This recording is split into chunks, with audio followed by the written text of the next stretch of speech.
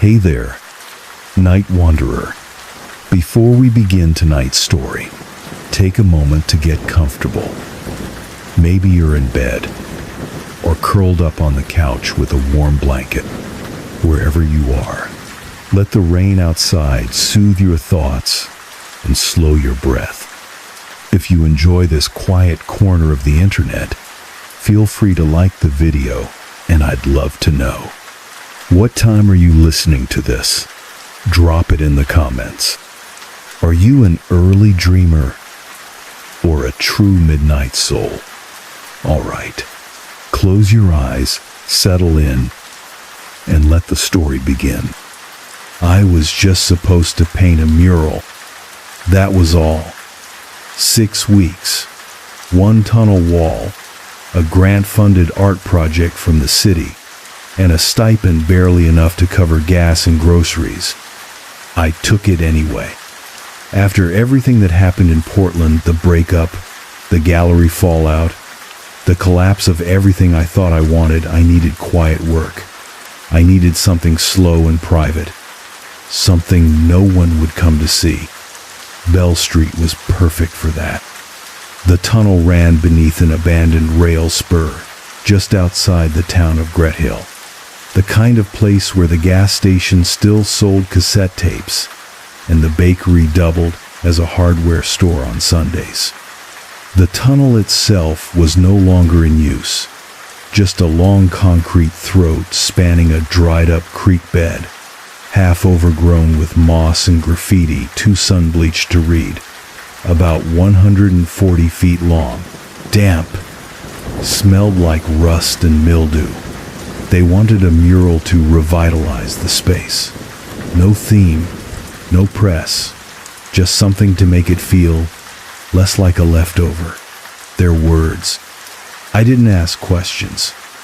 I packed my paints, a camping chair, and a week's worth of food. The town let me sleep in an unused maintenance office above the old grain silo, 1 room, a cot, and a single window overlooking the tracks. I arrived in early October. It was already raining when I got there. I walked the length of the tunnel the first afternoon. It felt longer than it should have, not just in distance, but in weight. The walls were oddly curved, subtly sloped inwards at the top, like they were pressing down. You couldn't tell from outside, but once you were 30 feet in, the sky disappeared entirely. There were no lights. The far end took forever to come into view, even on clear days. On rainy ones, like this, it was a hallway into nothing.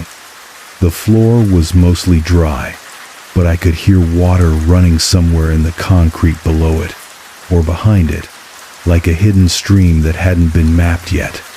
I assumed it was drainage. Still, it echoed. Every footstep came back in strange rhythms. Sometimes I'd stop walking and still hear the faint tap of steps, like someone a few paces behind me. I tried to laugh it off. Just acoustics. The first night in the silo was fine. The cot was narrow, the floor creaked, and the wind hissed through the window frame like breath, but I didn't mind. I liked that kind of quiet, the kind you could lie down in and not hear your name. But that night, I dreamt of water. Not drowning, just water, slow, heavy, curling around the ankles, flooding a room with no windows. I woke with the scent of moss in my nose and the faint sound of dripping steady, rhythmic, like a faucet in the next room. There was no faucet, just a desk, a lamp, and a calendar that had already marked off my 6 weeks in soft pencil. Each morning, I drove to the tunnel, set up my gear, and began sketching the base layers. The tunnel stayed empty. No one passed by. No joggers, no dog walkers, no kids throwing rocks. Even though it ran beneath what used to be a main trailhead, I never saw another person cross it. That was fine with me. I let the mural grow slowly, tendrils of shape and color, crawling up the walls like vines. I didn't know what I was painting yet. I never did at the start. But already it felt like something was asking to be uncovered rather than created. The echo persisted. I thought it would fade once I filled the tunnel with work, once the walls had their own voices again. But no, the footsteps continued. Always faint, always too close. One day, I stood still for over a minute, listening.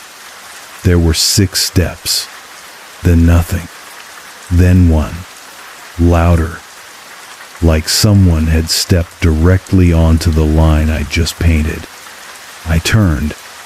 Of course, the tunnel was empty. Still, I stepped outside, wiped off my brush, and took lunch on the hood of the car. It was raining again. Always raining.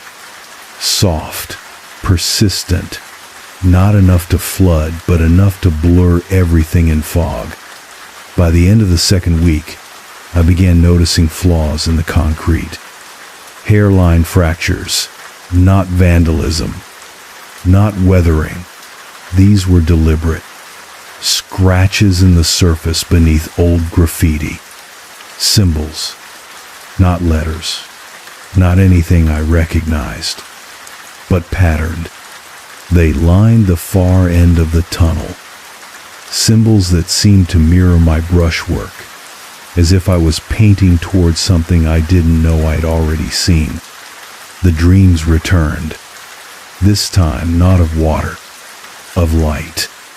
Not sunlight, a cold, underwater glow, pulsing through cracks in the floor. A rhythm, a message just outside my ability to translate. I woke one morning with paint on my hands I hadn't used the day before, a pale green, slick and sticky. The can was still sealed. I checked the mural. Someone or something had added a single stroke to one panel, a curved shape, like an open eye. The paint was still damp. I was alone. I didn't report it. I didn't want questions. Besides, some part of me wasn't afraid.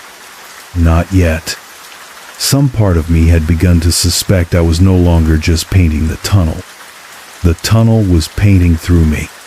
On the 14th day, the mural changed. Not visibly, not in content, in tone. It was more precise. The lines steadier than I remembered. Curves I didn't recall sketching now completed themselves in my mind before the brush touched concrete. And in the negative space, the empty patches I had planned to finish last, I began to see shapes. Human? Maybe. But stretched. Narrow. Bent too low. Watching. I kept painting. Not because I had to. Because I was supposed to. The mural kept growing. By the start of the 3rd week, it had outpaced my original sketch. The design had shifted. What began as abstract color now had structure, a kind of spiraling form rising from the tunnel floor like a tower drawn in perspective. The central shape looked architectural. Not a building exactly. More like a place remembered, then painted by instinct. Each day I returned. The image seemed to change slightly, not in ways I could easily track, but in ways I felt. Sometimes the mural felt taller, sometimes narrower. Sometimes I stood back, and it looked like it was watching me. The echoing footsteps came back, but they no longer matched mine. They had a rhythm of their own, now slower, heavier, like someone walking barefoot through the tunnel a few seconds after I stopped. And this time, They didn't stop when I turned around.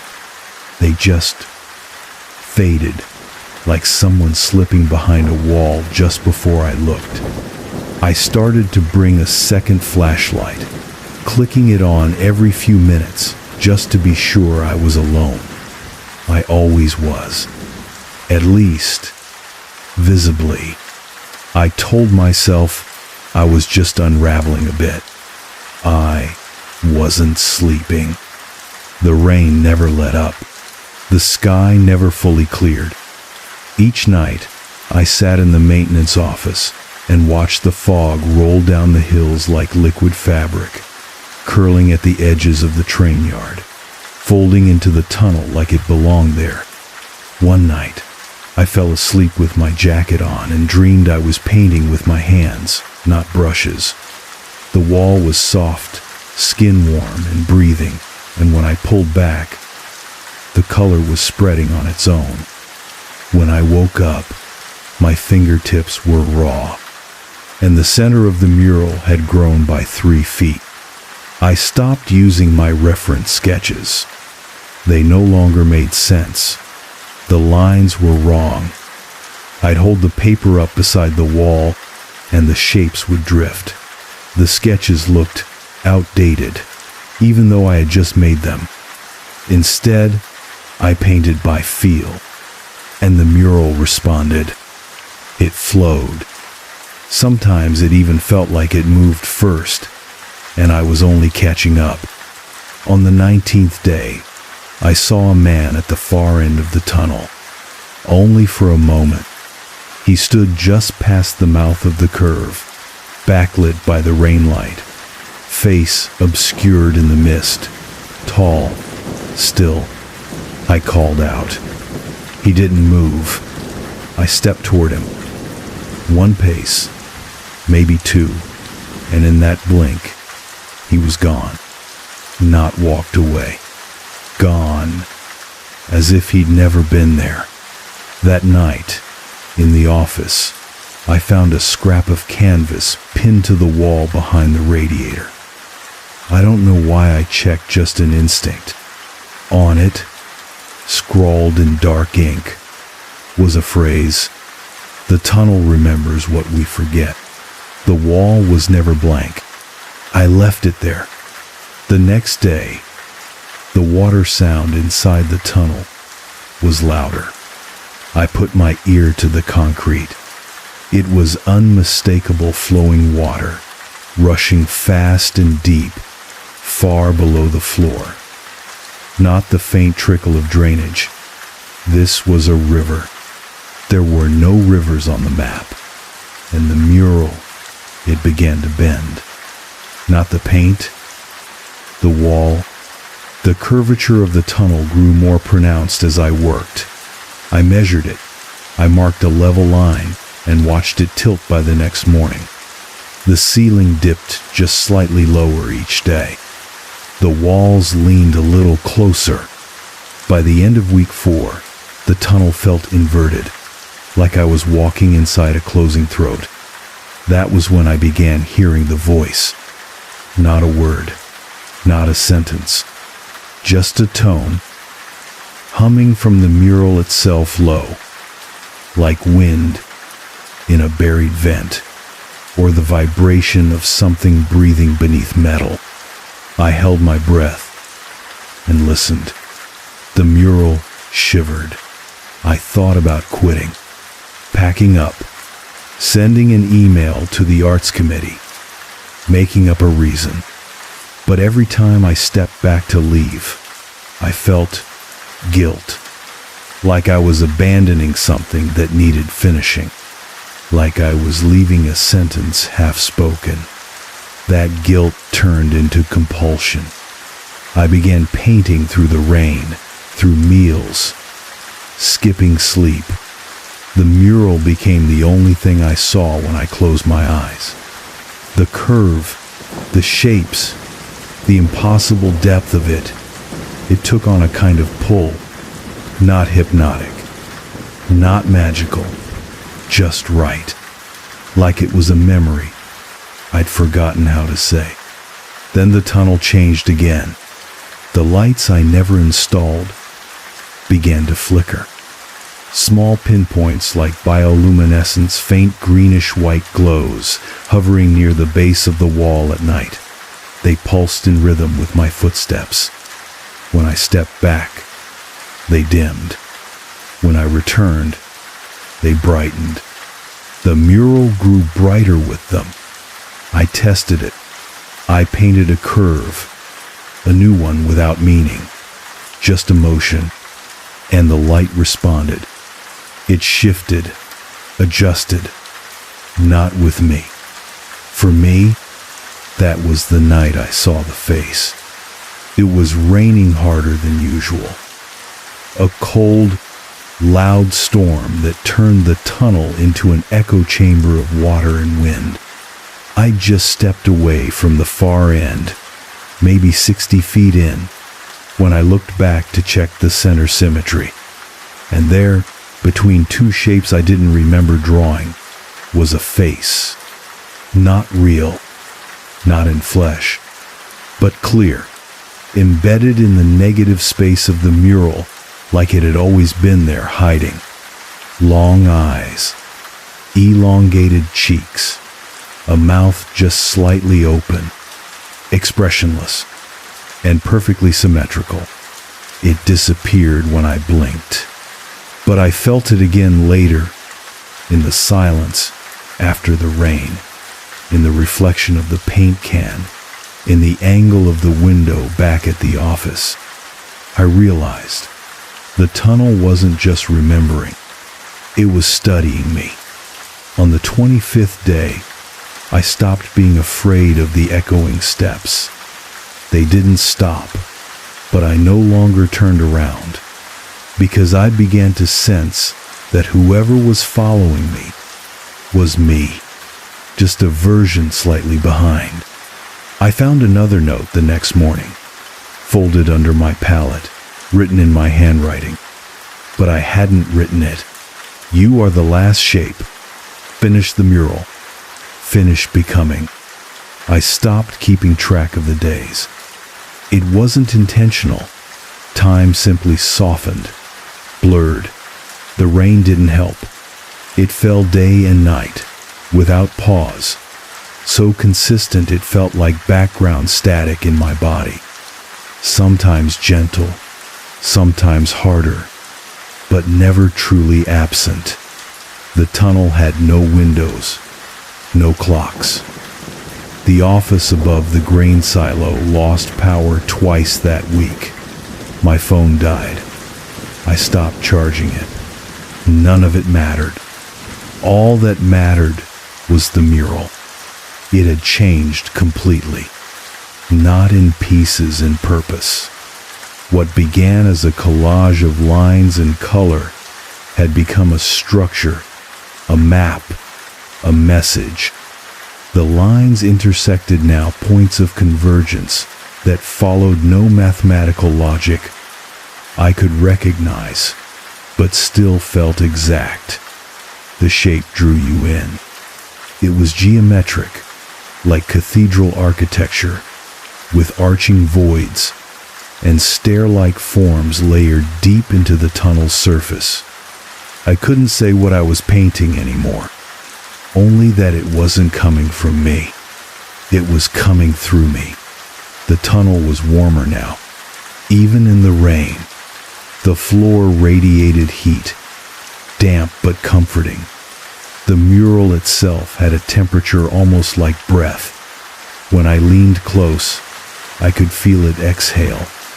When I stood back, the air cooled again. I touched one section of it just lightly, with the tips of my fingers.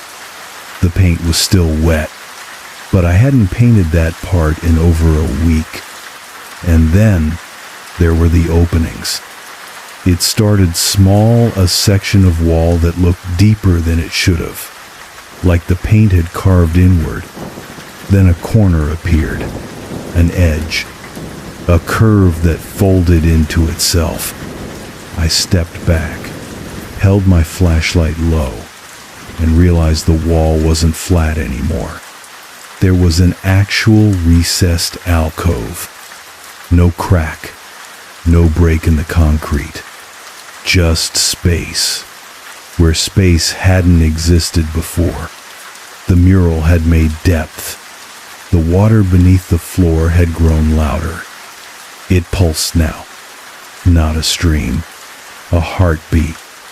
Thump, thump, pause, thump. I crouched, pressed my palm to the center of the floor. The whole tunnel trembled, a low-frequency resonance that rattled my bones, but didn't hurt. The mural shimmered in the light. And then, for the first time, it spoke. Not in words, but in sound. A deep tone, like a cello bow dragged across stone, unfurled from the center of the wall and passed through me. Not around me. Through. And when it stopped, I was kneeling, and I was weeping. I returned to the office soaked and numb. I didn't sleep that night. When I closed my eyes, I didn't see black. I saw walls that breathed, lined with dozens, maybe hundreds of murals, all slightly different, all painted in the same impossible hand. And standing in front of each one, a version of me, brush poised, head tilted, not working, not waiting, listening. I woke with paint under my fingernails I didn't remember using. It shimmered faintly under the lamplight, a color between blue and green, like oxidized copper. I held my hand up to the window. The rain made patterns on the glass, the same ones I had painted the day before. The following day, I stopped using brushes, not by choice. I just forgot them. I arrived at the tunnel and realized I'd left my entire pack behind, but the mural still welcomed me. My fingers found the lines again. Each movement felt rehearsed. The wall curved where it should have been flat. A new alcove opened, this one deeper like the mouth of a hallway. And then came the figure. For a week I had heard steps, seen shapes, but this was different. I turned toward the tunnel mouth for light and saw someone just beyond it. But this time, they stepped into view, slowly, gracefully, not approaching, becoming visible. A tall form, not cloaked, not shrouded, simply undefined, as if the light refused to name it. Its outline was made of shifting brush strokes, constantly rewriting its shape. It didn't speak, but I heard its voice. Inside me, "You are almost the right shape." Then it was gone. The mural behind me glowed, just faintly, like something beneath the surface had stirred. I pressed my hand to it. It was warm. That night, I found the maintenance office door open, rain on the floor. Inside, everything was the same except for one new item. A mirror, oval, standing, leaned against the far wall. I hadn't brought it. I hadn't seen it before, but I recognized it because it was in the mural. I stood before it. I expected to see myself. I didn't. I saw the tunnel stretched, warped, infinite, and inside it, walking slowly toward the viewpoint, was the figure, the one from the tunnel, now clearer, sharper. It had my outline, but the arms were too long, the neck too thin. It raised its hand. So did I, but not at the same time. I was half a second behind. I turned the mirror toward the wall, but the reflection stayed. The mural was almost finished. Not because I was nearing the end of the wall, because I could feel it. The work was closing in on itself, folding into a kind of final message I didn't need to interpret. I only needed to deliver it. Each curve I painted was a word I couldn't speak. Each shape, a thought I couldn't think. But the mural knew what it was saying, and the tunnel remembered it. One morning, the far alcove opened completely. I stepped inside. Not painted, real. A short corridor, just 10 feet deep. At the end, a wall of wet stone, and in the center, a symbol carved into it. Not painted, carved.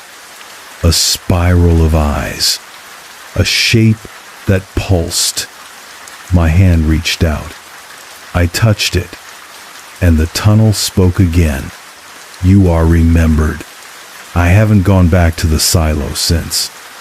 I sleep in the tunnel now, wrapped in its hum, cradled by the rhythm of unseen water, kept warm by the mural's light. The rain continues, but now it falls inside too. Not dripping, just presence. A soft wetness that reminds me, you're not finished yet. I see the others now, the ones who painted before me, not in visions. In the layers beneath the wall, ghosted hands, half-faded symbols, fingerprints in corners I hadn't touched. I know their names, though I've never spoken them, because the tunnel keeps them, and it's ready for mine. I woke to silence. No rain, no echo, no wind.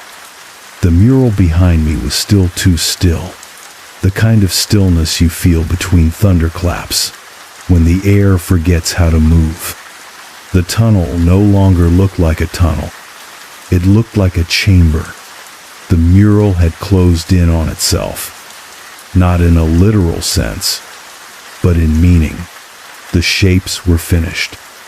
The light, though faint, seemed to pulse from beneath the concrete, illuminating not the wall, but the idea of a wall. I ran my hand across its surface and felt heat, not warmth. Heat like something alive had just stepped away, and its shadow was still burning. That was the day the tunnel opened. At the far end beyond where the curve used to be, a new section had formed. Seamless, continuous. The concrete had stretched. It was no longer 140 feet. It was longer. Far longer. I walked, not out of curiosity, out of invitation. The air grew dense like walking into water, thick with memory. The walls shimmered faintly.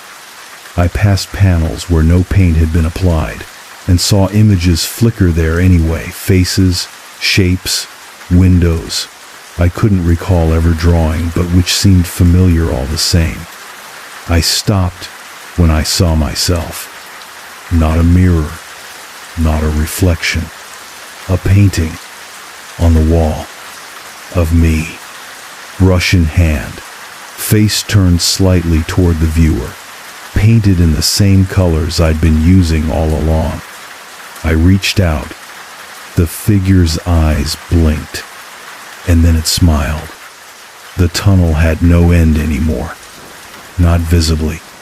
It spiraled subtly, but constantly, as if the concrete had been softened and bent by some enormous force beneath the ground. Each step forward took more from me. Not physically, but mentally, emotionally. Like I was shedding versions of myself the deeper I went. Eventually, the light dimmed behind me, and ahead, there was only one thing. A door. Not a real door. Not wood. Not steel.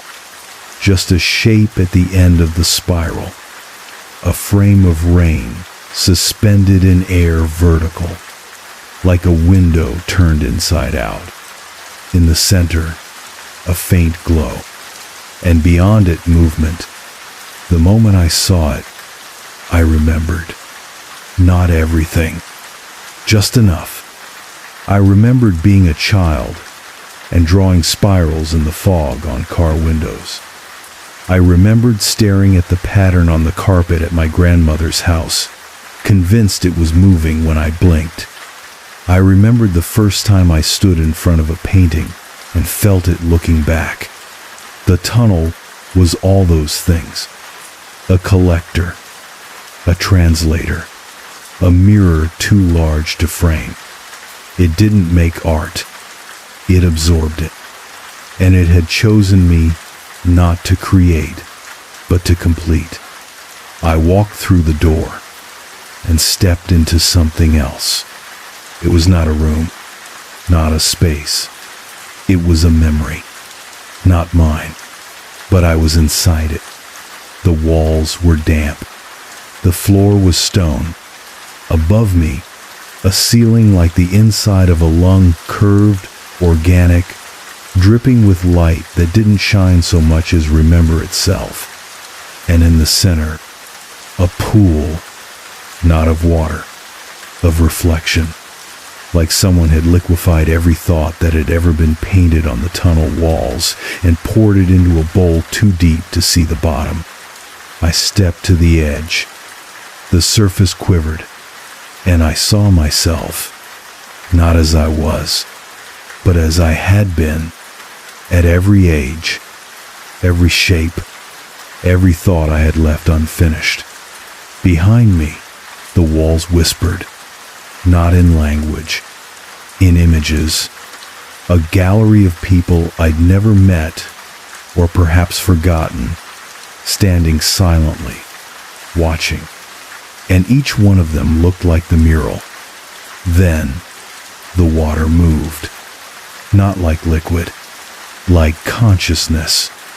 It rose, took shape, and the figure from before the tall, brushstroke skin shadow emerged from it. Now it stood clearly before me, and it spoke, not with a mouth, with memory. You have finished remembering.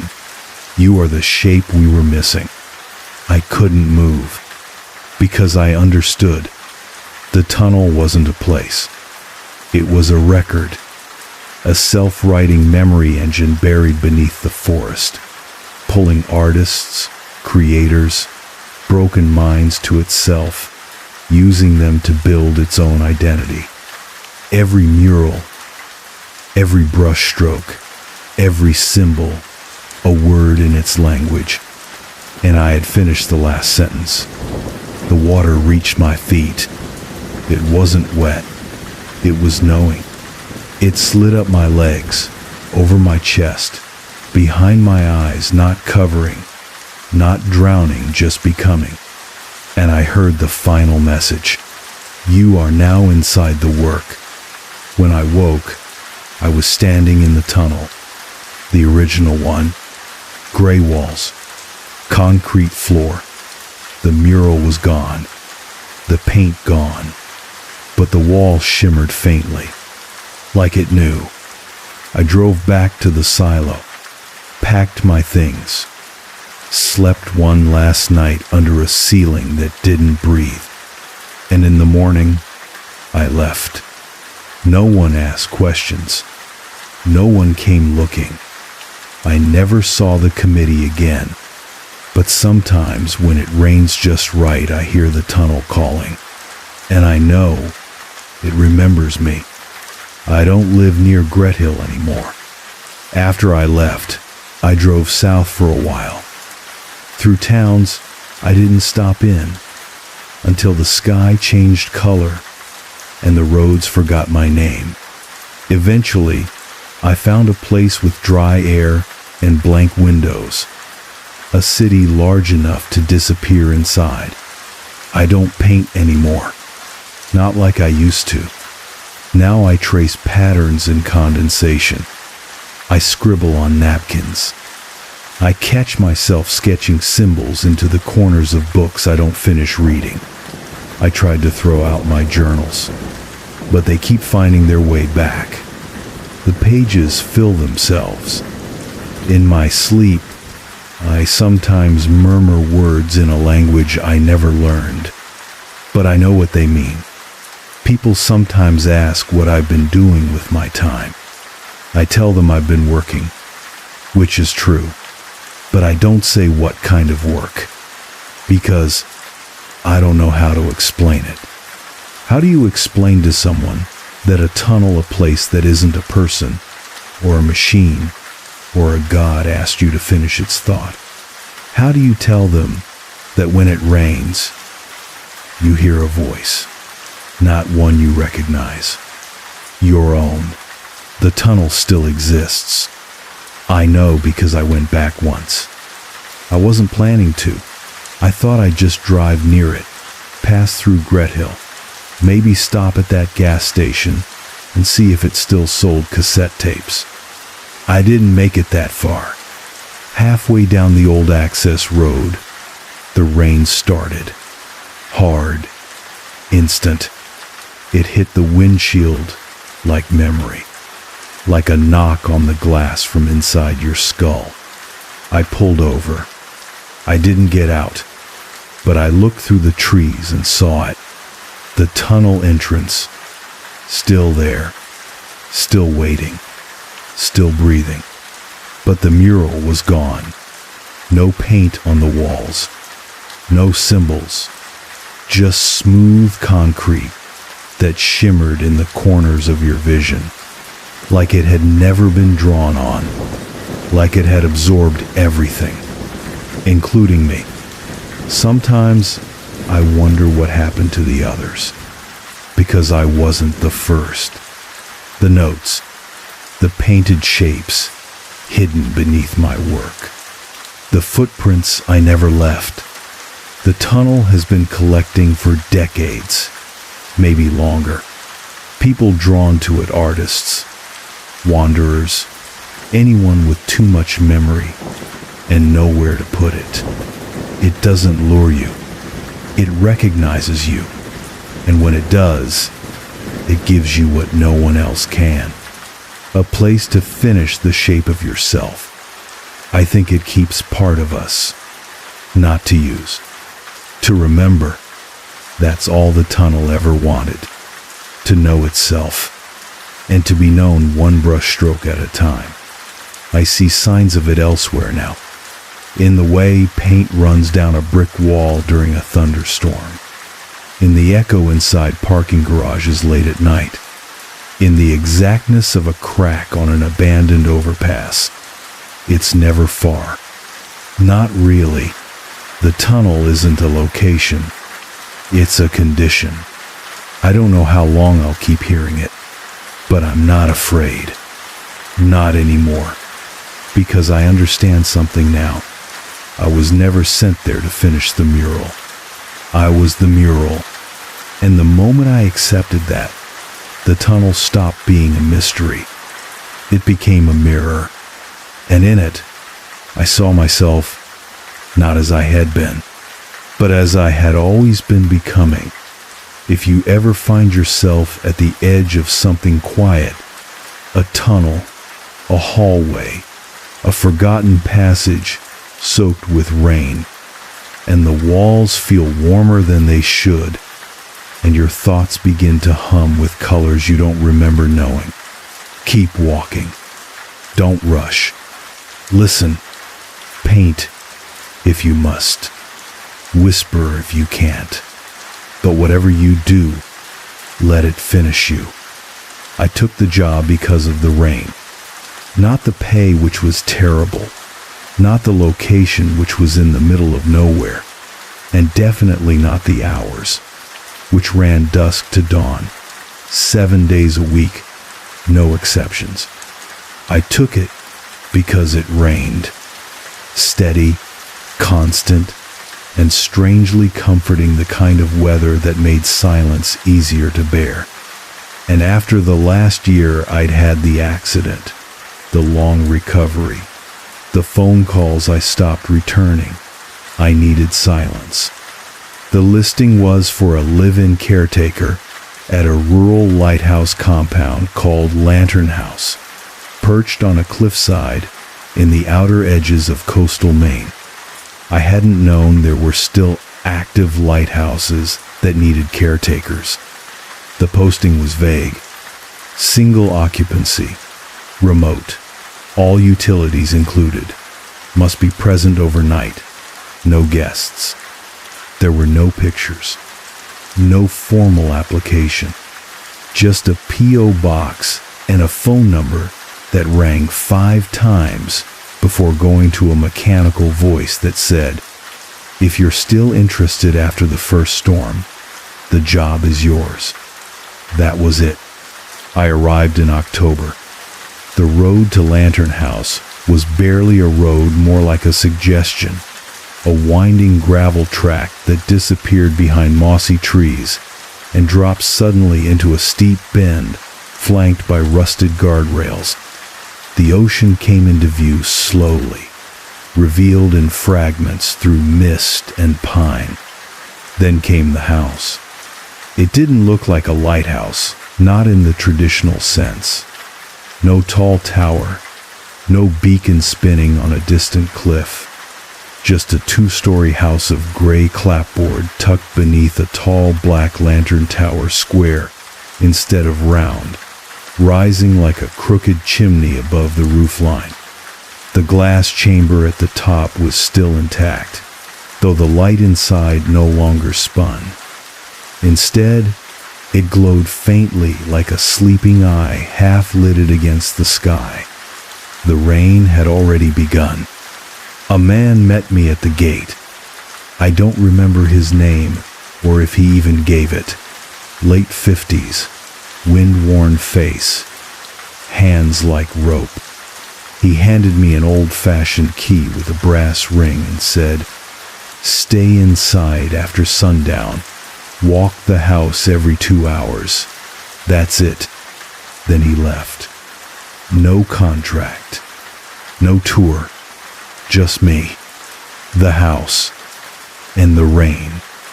The interior of Lantern House was warmer than I expected. Wood floors, old carpets, the faint smell of salt and soot.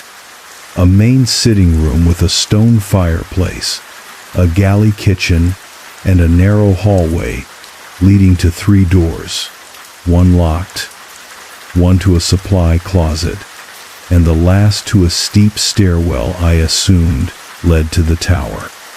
Upstairs was the bedroom, clean, spare, and already made. A lamp, a journal, and a folded paper note on the nightstand. The note said, "Let it see you, but don't stare back." Nothing else. The first night was uneventful. I walked the house as instructed, every 2 hours, checked each room, made notes in the journal. Nothing strange, just wind and rain, and the occasional soft creak of old wood adjusting to the weather. The lantern above the house glowed faintly through the storm, casting a gentle shimmer through the stairwell window, not bright enough to light the house, but just enough to remind me it was there. I slept deeply, dreamlessly, woke to fog so thick it looked like the sky had fallen, and I felt fine, more than fine, settled. The days that followed were the same. Wake, eat, read, walk the perimeter, sleep, repeat. No internet, no signal, just the ocean, the woods, and the long shadows of Lantern House at dusk. At night, the glow from the tower would pulse softly. No movement, no rotation, just a single point of steady light, like a star caught in glass. But something shifted on the fifth night. Nothing loud, nothing overt, just a subtle change. During my 2:00 a.m. round, I reached the base of the stairwell and felt watched. Not threatened, not even frightened, just observed. I glanced up the stairs. The light from the tower glowed through the slats in the ceiling, and for a moment, just a flicker, I thought I saw a shape pass across the glass above. Tall, slow, human-shaped, but there was no sound, no creak of footstep, no door, just the rain tapping at the windows like fingers on wood. I told myself it was shadow, maybe a tree branch, maybe fog, but something in me knew that wasn't right. Something in me knew it had seen me. The next morning, I found the journal open. I hadn't left it that way. My last entry had been, no change. Quiet night. Tower light steady. Now, beneath it, a second line had appeared, in smaller handwriting.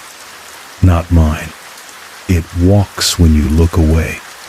I spent the next day checking the locks. There were no signs of a break-in, no prints, no tracks in the wet soil outside. The tower door still locked, but when I touched the handle, it was warm. That night, I skipped my 2 a.m. round. I stayed in bed, watched the stairwell from the edge of my blanket, listened. The rain grew heavier. The wind rose. The walls trembled slightly like breath. And at exactly 2:03 a.m., I heard footsteps, soft, measured, coming down the stairs. They paused at the landing, then turned around and walked back up. I waited until dawn to move. The door at the base of the stairwell remained locked, but now there were wet footprints on the wood. Only 3, leading down and then vanishing. I didn't leave. I don't know why. Some part of me, some small, quiet part, didn't want to. I wasn't afraid. I was being studied, and some deeper part of me wanted to understand why. I've started walking at night without the lantern. The glow above is enough.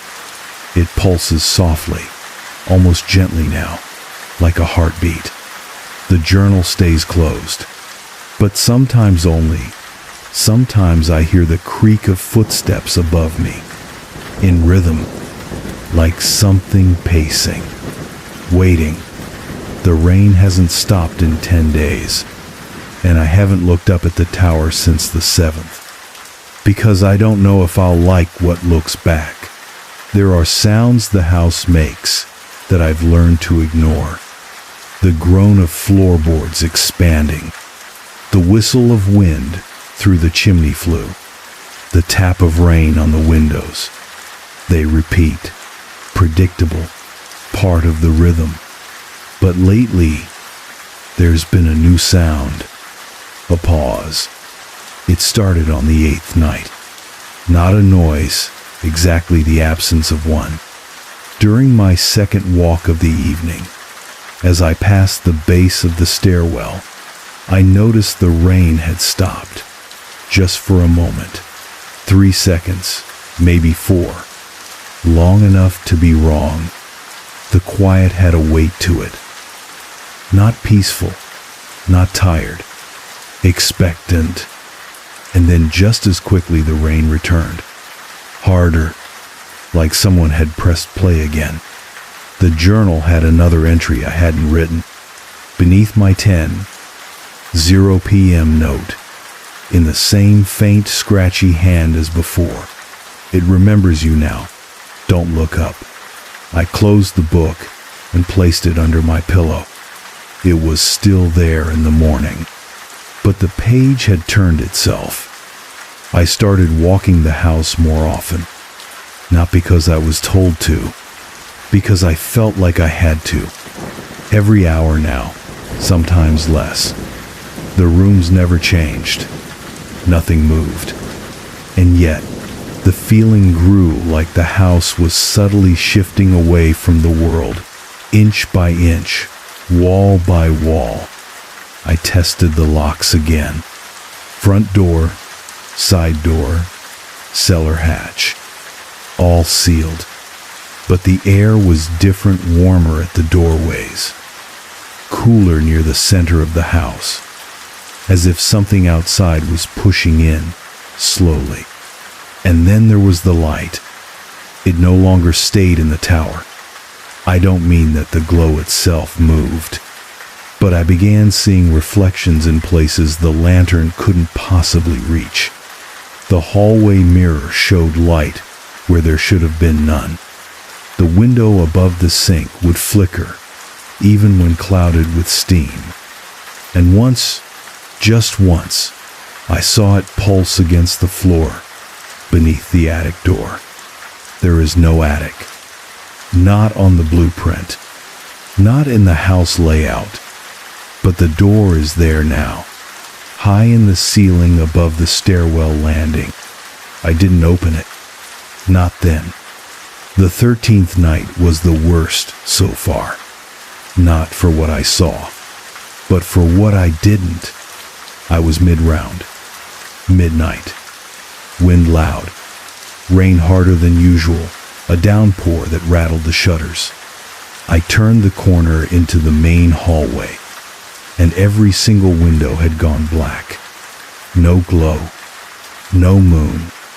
No storm light bleeding through the mist. Just nothing. As if the house had sunk below the earth, without warning. I stood still, held my breath, and then the lantern light returned, not outside, but behind me. I turned. It was shining down the stairwell, through the floorboards, like someone was carrying it. I called out. Stupid, I know, but I needed to say something. I needed to hear myself, to prove I was real. The light vanished. I didn't sleep that night. At 3:17 a.m., something brushed the bedroom doorknob. Not loudly, just enough to rattle it. Just once. When I checked it in the morning, it was damp. The journal was open again. The message read, "If it knocks, don't answer." I started remembering things differently. Small gaps in time. Mug in hand one moment, next moment. Mug gone, already rinsed. Pages of the book I hadn't turned now read. Shoes left by the door, already dry after a walk in the storm. I began to wonder, was I still walking the house? Or was something walking it for me? I tested myself. Left a marble at the base of the stairwell before sleep. Marked its position with tape. In the morning, the marble was missing. 2 hours later, it rolled out from under my bed. The next night, I stared at the tower light too long. Just a few seconds. I hadn't meant to. I was brushing my teeth. Caught a glimpse through the small round window near the sink. It flickered, then blinked, like an eye adjusting to the dark. I froze. The air in the room dropped 5 degrees. The breath in my lungs stopped feeling like my own. Then a pulse of light. Not white. Red. Faint, brief, but unmistakably red. I shut the curtain. Sat on the kitchen floor for nearly an hour. Didn't walk again until dawn. When I finally went upstairs, the attic hatch was ajar. There is a rule to the house now. I don't know who made it. Maybe the house, maybe the thing in the light. The rule is this: walk every hour. Let it see you. But never, ever open a door that shouldn't be there. I think it's testing me, not cruelly, curiously, like it's trying to remember something about itself, and it needs me to reflect it back. Last night, it rained harder than I've ever heard. The sound rose like a tide. The light flickered in time with my pulse. The journal fluttered open on its own. And for the first time, there were 3 lines written there. It needs to be seen. It needs to be known. But if you name it, it will wear your voice. I don't speak aloud anymore. Not at night. The house listens too closely. I stay awake longer now. And when I sleep, I dream of the light walking through the halls, not flickering, striding. And in the dream, I never see who carries it. Just the glow. Just the feeling that something has finally found me. The attic door is open now. I didn't open it. I would swear that on anything. I've never even touched the pull string. But this morning, as I passed the landing, it was already down the hatch, gaping like a mouth. The ladder extended like a tongue resting on the stairs. There was no dust on the rungs. Someone had used it. I stared up into the blackness. No sound. No light. Just a presence. Not aggressive, but waiting. I didn't climb. Not yet. But I think it knows I will. That night, I skipped the 1 a.m. round. The house didn't like that. At 1:06, the front door unlatched itself. Not blown open, it turned. Slowly, smoothly. The deadbolt slid free with a metallic whisper, and the door cracked wide enough to let in the sound of rain that wasn't there a second before. I closed it, locked it again. Didn't speak, didn't write anything down. But the journal was already waiting on the kitchen table, open to a blank page. At the top, scrawled in unfamiliar handwriting, "Walk, or it will." I did my next round with my hand on the wall the whole time. I don't know why. I just needed the contact. Something solid, real. The floor creaked differently now, slower, more deliberate, like someone matching my steps from above. And when I paused at the stairwell to listen, I heard breathing, not loud, just long, wet inhales that filled the stairwell like fog. I started hearing things in the rain, not voices, not words, patterns, soft rhythmic pulses in the downpour. Not musical, exactly, more like a language made of pressure. It came in waves, 3 short bursts, 1 long, silence. Then again, it felt like code, like something was signaling. I tapped back. Once. A single knuckle tap against the window frame. The rain stopped for 5 seconds, then came back harder.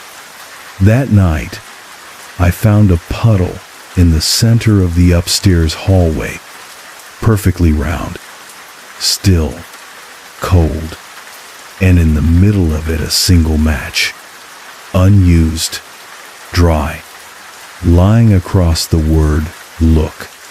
I lit the match, just once. Nothing happened, except the journal turned a page by itself. And on it, "Now it sees with you." I slept on the floor of the sitting room after that. Didn't make it upstairs. didn't try, but I dreamed deeply. Not just fragments, not floating images, a full dream. I was standing in the lantern chamber at the top of the house, surrounded by windows, the storm screaming against the glass, and in the center, not a bulb, not a flame, a mirror, tall, old, freestanding, and in the mirror, I didn't see myself. I saw the house, from the outside, from high above, like a god watching a candle float on a black sea. The light inside it pulsed once. Red. I woke with a nosebleed. The match was gone, but the journal now said, "Don't break the mirror." I hadn't seen a mirror in the house until the next day. Behind the supply closet, tucked behind old tarps and sealed paint cans, was a long, cloth-wrapped rectangle. I unwrapped it. Same mirror, same height, same shape, still dry, still cold.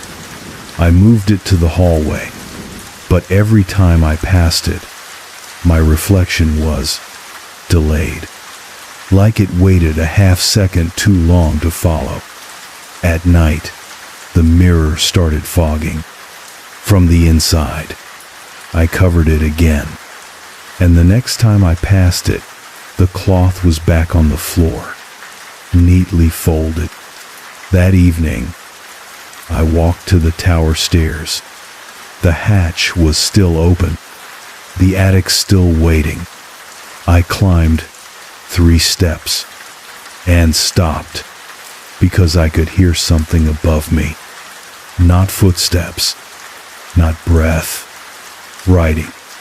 A pencil or pen dragging slowly across paper, scratching, pausing, continuing. When I finally went up just 1 hour later, the attic was empty. No desk, no notebook, but the floor was covered in wet footprints. Bare, long, toes too narrow, heel too sharp, and one of them was mine. I went to the kitchen, stared into the sink for a long time, and then I said, aloud, for the first time in days, "What are you?" The lights flickered. The rain stopped for exactly 1 second, and I heard something drag across the roof slow, like a wet hand pulling a fingernail over the shingles. The journal was waiting by the stove. It said, "Don't ask questions you're willing to become." I don't write in the journal anymore, but I still carry it. It follows me now, whether I want it to or not. Always open to the next page, always blank, until I sleep. Then, it fills itself. 2 nights ago, the stairwell grew longer. I don't know how else to describe it. I counted the steps 14, turned, counted again 16, then 20. By the time I reached the lantern chamber, I had counted 26, but I had never climbed more than 15 before. The air inside was dense. The light was no longer steady. It pulsed like a slow heartbeat wrapped in fog. And in the center, the mirror, still standing, still watching. I approached it, close enough to see my breath on the glass, close enough to notice that my reflection wasn't breathing at all. It stared at me, and then it blinked. My reflection blinked.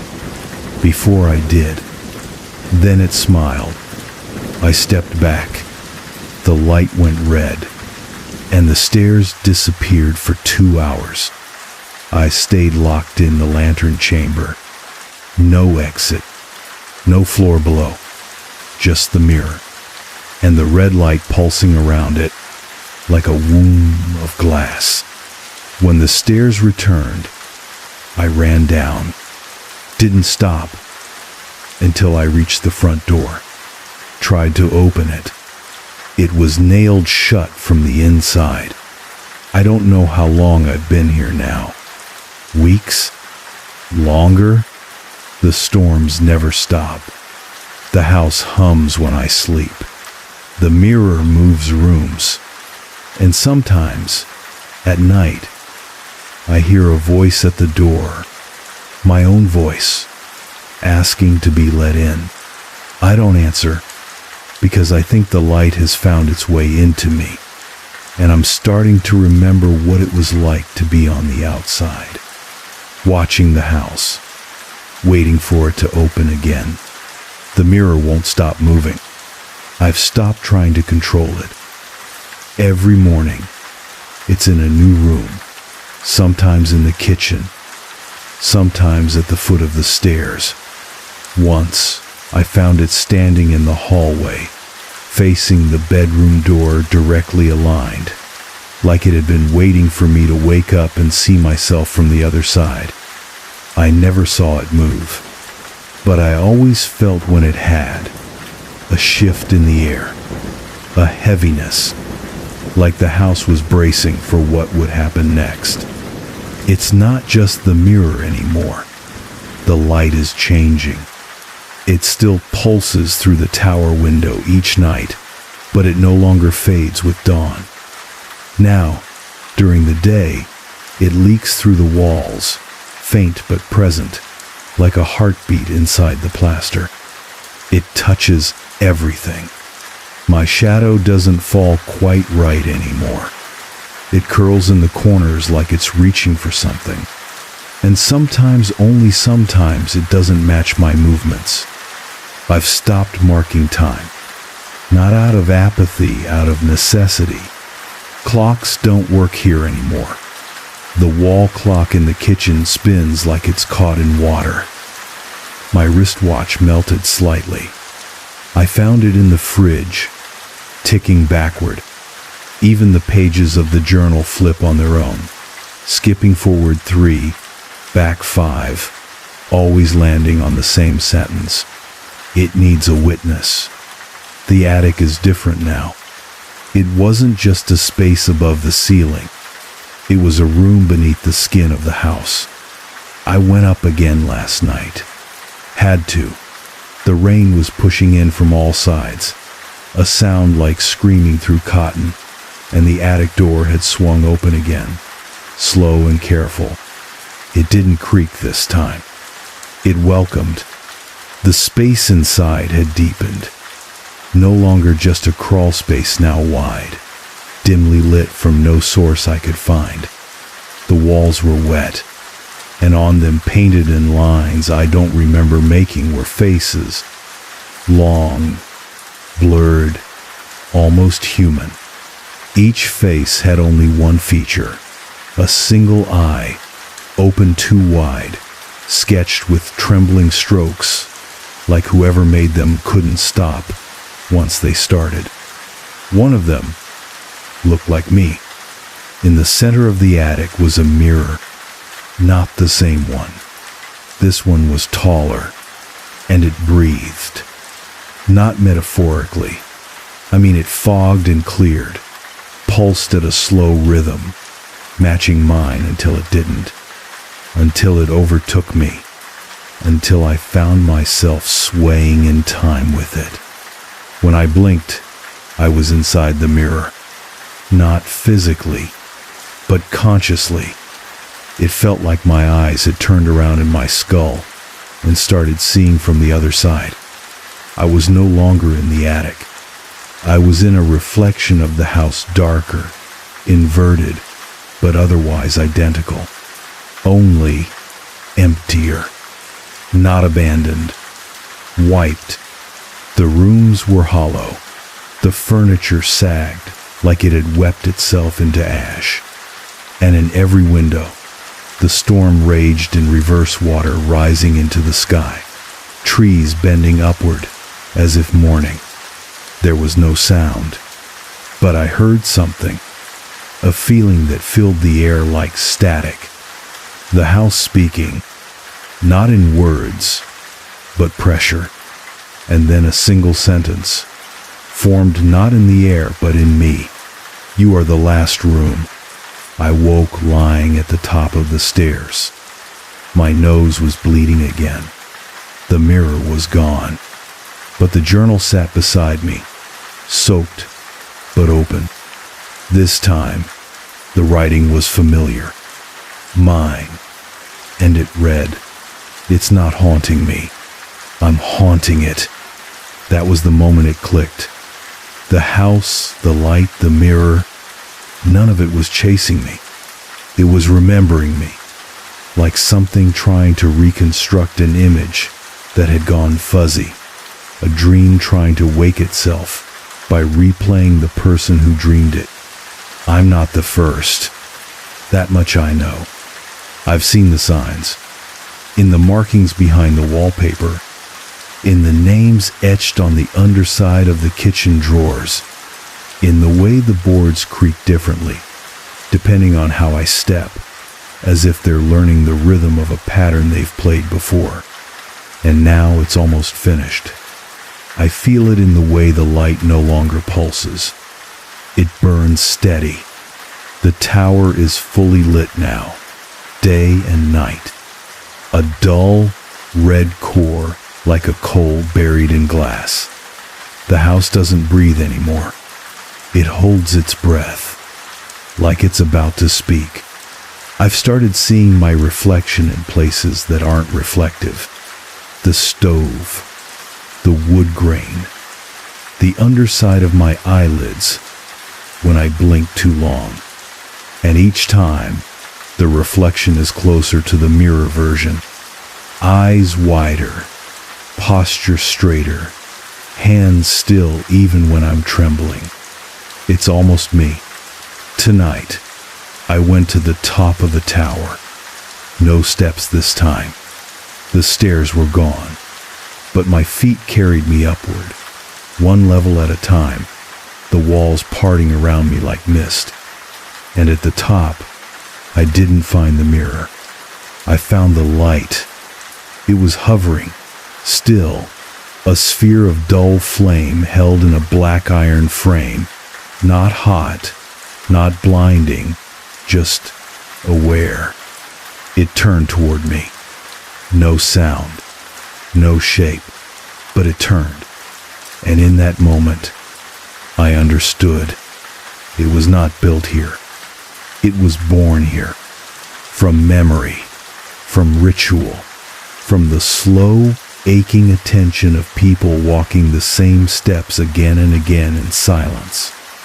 From watching, always watching, and waiting for one person to look back long enough to be remembered.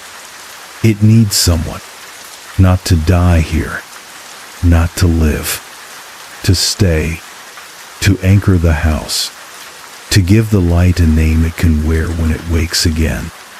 I touched the iron frame. It hissed, but didn't burn.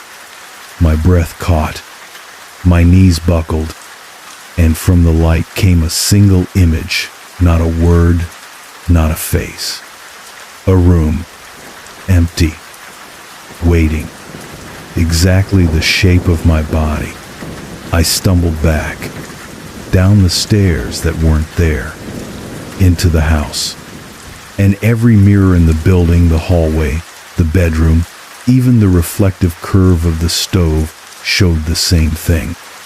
Me, standing in the tower, smiling. I am no longer sure I ever left that room. The rain stopped today, just before dawn. No tapering, no wind, just silence. I stepped outside for the first time in weeks. The ground was damp, the air sharp with the smell of pine and salt. But above me, no clouds, no storm, just a thin blue sky wrinkled with light. And still, I could feel it, the pulse of the house behind me, steady as breath. The front door did not creak when I returned. The floor no longer groaned beneath my steps. The walls held a quiet that was not empty. It was full, listening, like a stage after the final line has been spoken, waiting for the audience to leave, only to realize they had become part of the play. I walked each room, once more, not as a ritual, but as a farewell. The mirror in the hallway reflected nothing, not darkness, not me, just the tower of the light now, a quiet ember, still and waiting. The journal was open on the kitchen table. Final page.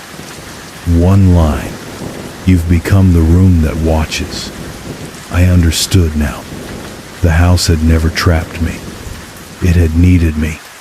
Someone to fill the shape left behind by all those who had come before, shapes worn thin by silence and memory, until only their outlines remained. I wasn't replacing them. I was completing them. The house wasn't a haunting. It was a memory loop, a machine of attention, kept alive by witness, by routine, by someone willing to watch it long enough to be seen in return. So I stayed, not out of fear, not even out of obligation, out of recognition. I had become part of it, not a ghost, not a prisoner, a reflection in its endless mirror. I sit now in the lantern chamber. The light is warm, not bright, but warm. It no longer flickers. It breathes with me, or I with it.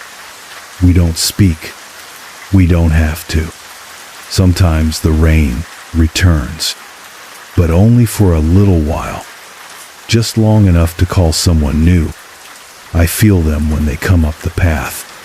I hear the floorboards adjust to their weight. I watch the kitchen lights flicker when they step inside. The house greets them gently, not to frighten, to learn. And when they ask if anyone else is here, when they check the rooms, when they write in the new journal, placed quietly on the table, I wait. I don't appear. I don't knock. I just watch. From the tower, from the walls, from the mirrors that will start to turn slightly off-center over the next few days.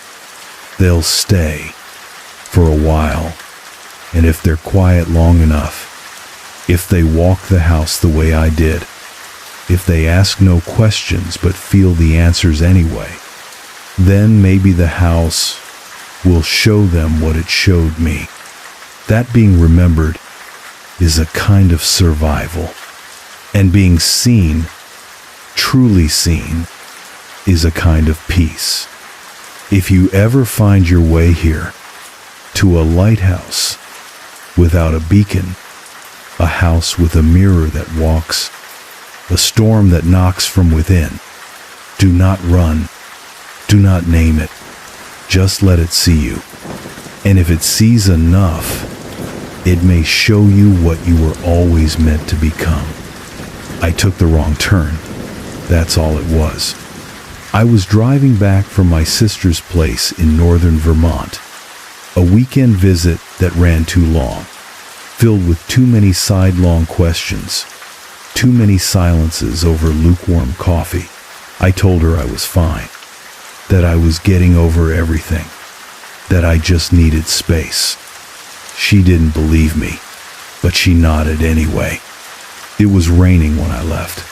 Not hard, just that soft, whispering kind of rain that coats everything in gray. The highway was empty. I was tired. I missed an exit, and then I missed another. When I checked my phone for directions, there was no signal, no map, no anything. The screen spun a little compass rose and told me I was off route. I wasn't worried, just annoyed. I figured I'd keep going until I hit a gas station or a town. Instead, I found Belmare Road. It wasn't on any map, not even the offline version cached in my phone. Just a narrow 2-lane track that sloped gently between thick pine woods, half covered in mist and fallen needles.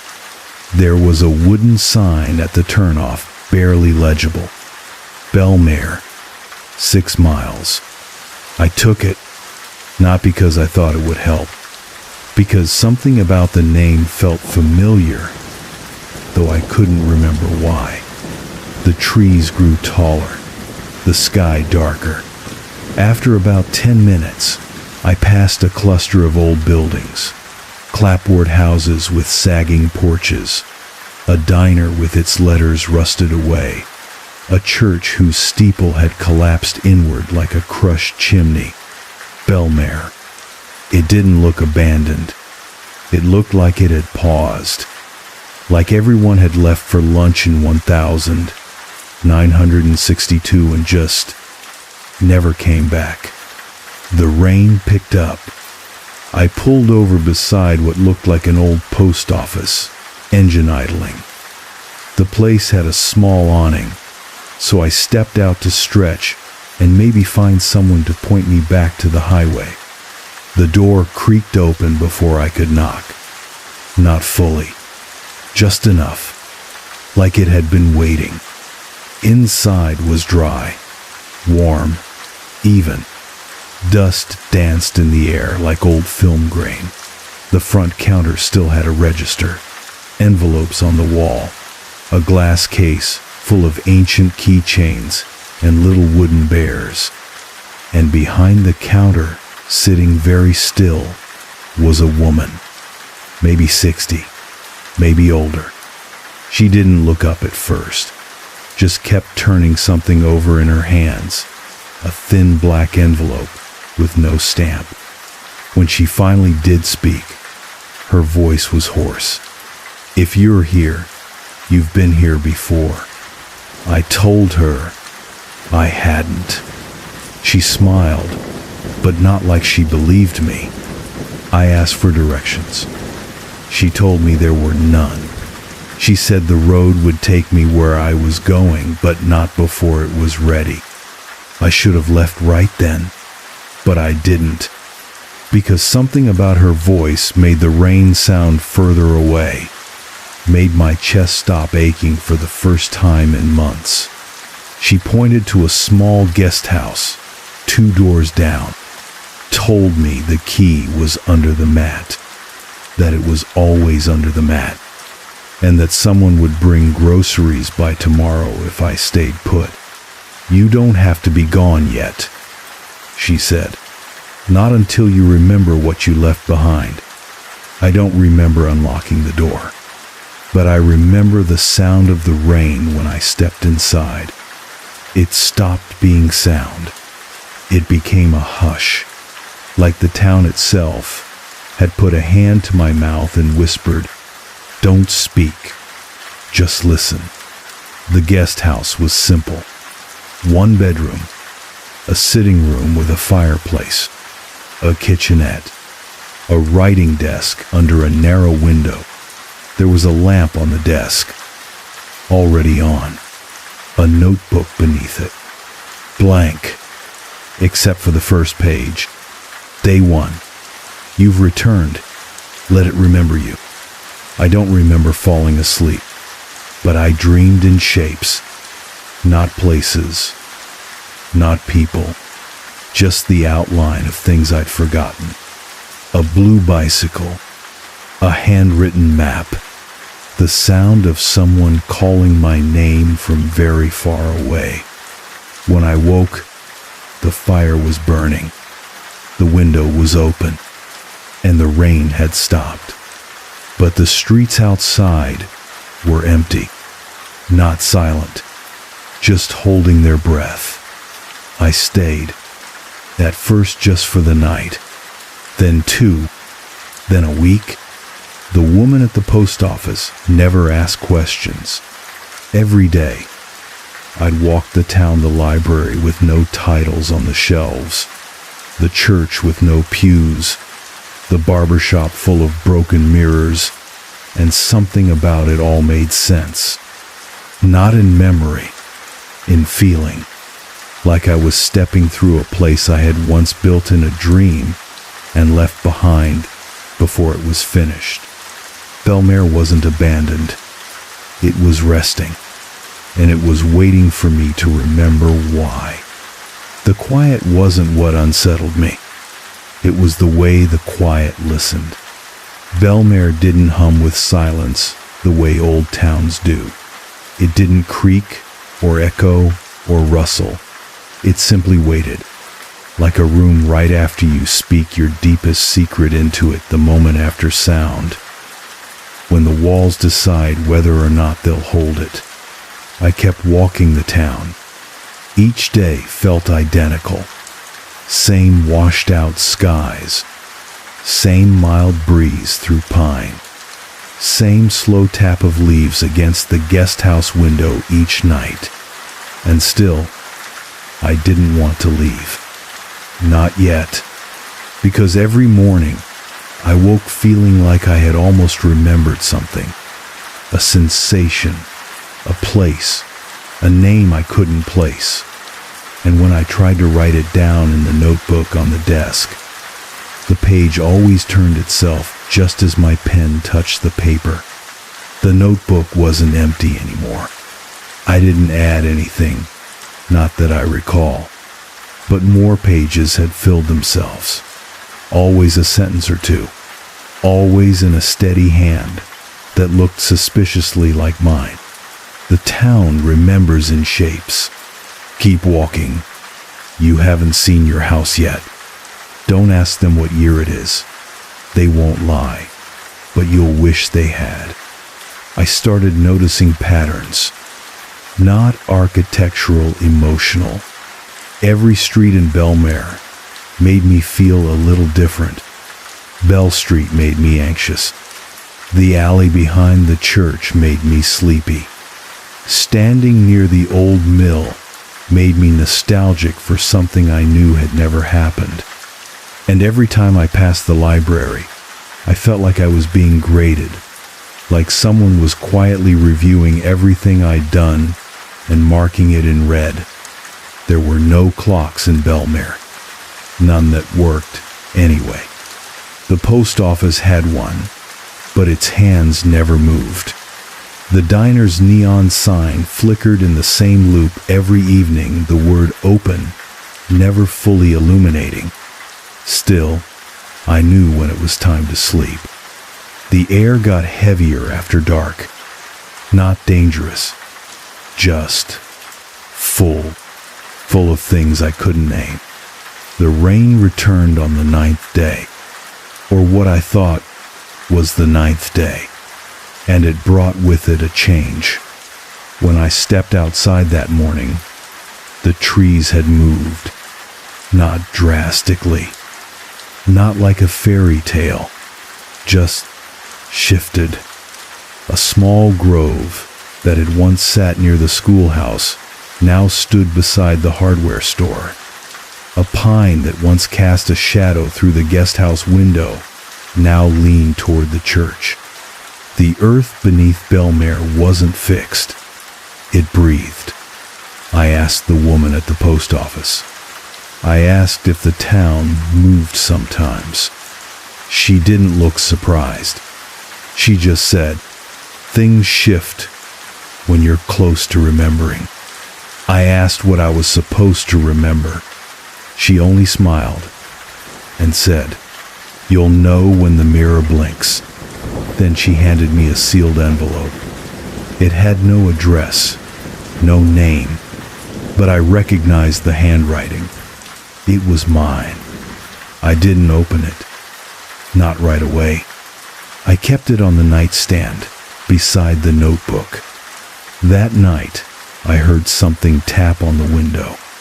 Not rain, not branches. Knuckles. 3 soft knocks. When I looked outside, no one was there. But on the windowsill, sat a small wooden key, worn smooth, smelled faintly of lilac and salt. I picked it up, and the notebook flipped to a new page. One sentence. Try the blue door. There are no blue doors in Belmare. Or so I thought. But the next day, I saw one. Wedged between the bakery and a laundromat I could have sworn hadn't existed before. Small, narrow, faded navy paint, brass doorknob shaped like a bell. I approached it. The key fit, turned easily. The door didn't creak. It sighed.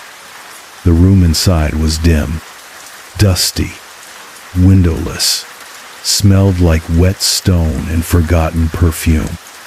A chair sat in the center, facing a mirror, tall, frameless, tilted forward slightly, like it had been watching the floor and only now noticed me. I sat. I looked. The mirror didn't show me. Not right away. It showed the guest house, my room, the writing desk, and then it blinked. Just once. The reflection faded, and my face appeared. Not as I was now older, heavier with wear, but as I was 10 years ago, back when I still believed everything could be undone. I stared. The reflection smiled. I didn't. Then it whispered not with sound, but with breath on glass. It was your turn. The room went dark. When I blinked again, I was back in the guest house, sitting on the floor, notebook in my lap. The mirror key was gone, but the envelope I'd left on the nightstand was open. Inside was a photo of Belmare, taken from a distance, foggy, old, and in the corner, written in pen, was a date. June 14, 1997. My handwriting. I was 16 in 1997. That summer, I ran away for a week. My parents never found out where I'd gone. I told them I stayed with a friend, slept in her attic, lied for days. But now I remembered. I'd taken the back roads north. I'd gotten lost. I'd stopped in a town that didn't exist on any map. A town where the trees moved, where the windows blinked, where someone gave me a notebook and told me I wouldn't remember until I was ready to stay. Belmare didn't find me by accident. It had simply been waiting for me to come back. The next day, the church bell rang for the first time. 3 slow chimes. I stepped outside. The rain had stopped, and on the street, every door in town was open. The town opened itself. That's the only way I can explain it. After the bell rang, every building I'd passed by, every locked door, boarded window, sealed gate was suddenly accessible. As though Belmare had finally decided I could walk its whole body. The streets were wet, but not muddy. The air thick with the smell of cedar, paper, and something sweet like honey gone sour.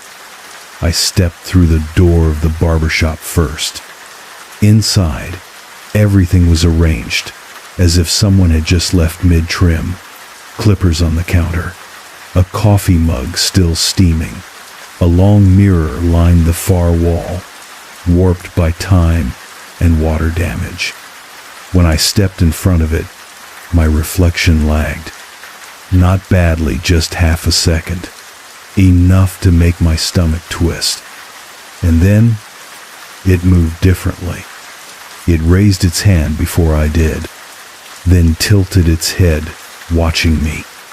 It mouthed something I couldn't hear, but I understood. You stayed too long. I left the shop quickly. Out on the sidewalk, Nothing had changed. The same soft light, the same still air. The buildings no longer looked abandoned. They looked used. The laundry still spun in the windows of the laundromat. The bakery door was warm to the touch. The town hadn't been frozen. It had been hollow, waiting to be filled again. And now that I'd remembered, I was filling it. The second place I entered was the house with the peeling yellow trim. From the outside, it looked like any other home, but inside, every wall was covered in photographs. Dozens, hundreds, all unframed, all stuck with simple thumbtacks, all in black and white, save one, a single faded color image. In the center of the living room wall, it was me, young, smiling, kneeling in front of the guest house. The photo was dated June 17, 1997, 3 days after the one I found in the envelope. In the corner, scribbled in small red pencil, "You said you'd be back." That was the day I remembered the girl. She'd found me crying near the edge of the woods during that long-forgotten summer. No older than me. Kind eyes. Her name was May, or something close to that. She didn't speak much. Just walked me back to town and told me the rain would keep me hidden until I figured out what I was hiding from. We played cards one night. She drew me a map of the town, told me the library whispered back if you asked it the right way. And then I left. I forgot her. I forgot everything. Until now, I ran to the library next. It hadn't changed on the outside, but inside the shelves were no longer empty. They were full, not with books, with boxes, labeled in my handwriting, each one with a year. Lansenling R, Lansenlin Ba, Lansenling Isherwu. I opened one. Inside, notes I'd written in college, a sketch of a painting I never finished, a dried flower from a girl I dated for 6 months and never called again. Memories. Ones I didn't even know I'd forgotten. Belmere had them all. I walked the shelves for an hour, maybe more. Each box was a room in my mind, carefully preserved, untouched by decay or time. But at the very back, on the highest shelf, was a box labeled, "Not yours." I opened it anyway. Inside was a small, cracked mirror, and when I looked into it, I saw the town. Not as it was now, but as it had been in that summer. Alive, lit, full of people I couldn't name. And in the reflection, a girl stood near the church steps, waving. I ran to the church. The doors were open now. Inside, the pews had returned. The altar stood clean and dry, and in the front row sat a figure, slim, still, facing away. I approached quietly, but before I could speak, she turned, and it was her, May, but older. As I was older, eyes the same, still kind. She smiled. "You remembered me," she said. I sat beside her. She didn't ask why I came back. She didn't ask where I'd gone. She only said, "You weren't supposed to stay away this long. It forgot how to feel full." I asked what it was. She didn't answer with words. She just placed her hand on the floorboards, and the church breathed. The town was alive. Not metaphorically. It lived in the way old forests do, or deep oceans, or houses where generations sleep in the walls. Belmare was a vessel for memory. Not just mine, everyone's. But only those who found it again could know. Is it dying? I asked. She nodded slowly. It can't hold the shape without someone to walk it. And I'm the shape? You're the return. When I left the church, the streets were no longer empty. People walked quietly. Not quite solid. Shadows wearing echoes, but familiar. Some I almost recognized: a teacher, a friend, an old man who sold newspapers on my street when I was 5. They nodded as I passed. One even touched my shoulder. It was like being greeted by your own memories, not as visions, as neighbors. The notebook on my desk was now full. Last page, scrawled in the corner. Belmare is the part of you that remembers what you erased. And beneath it, it's almost time. That night, the rain came back, but not outside. Inside. It tapped against the walls, ran gently down the mirror in the hallway, filled the sink without a sound. I lay in bed and listened, and I remembered more. I had promised May I'd come back. I told her I'd visit again when I was older, when I was ready. She warned me the longer I stayed away, the harder it would be to come back. That the town needed someone to hold it together, not by strength, by knowing, by letting the forgotten things stay remembered long enough to become real again. The next morning, the town had changed once more. The buildings were clean, the windows no longer fogged.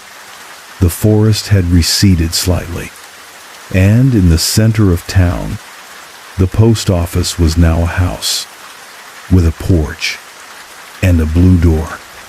A key was in my pocket, wooden, worn smooth.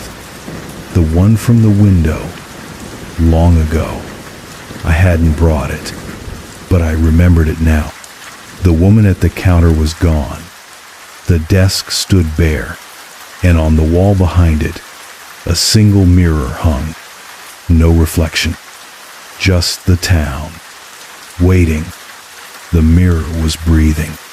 Not literally, of course, but as I stood in front of it, I could feel it pull and push the air in the room like lungs, invisible and immense. The surface rippled faintly, like heat rising off asphalt. It wasn't glass, not exactly. It was like memory made visible, flickering with things I couldn't quite focus on. I saw a porch swing, a childhood bedroom, a hospital waiting room filled with raincoats. Then the image folded into itself and became a single reflection. Me, not as I was, as I might have been.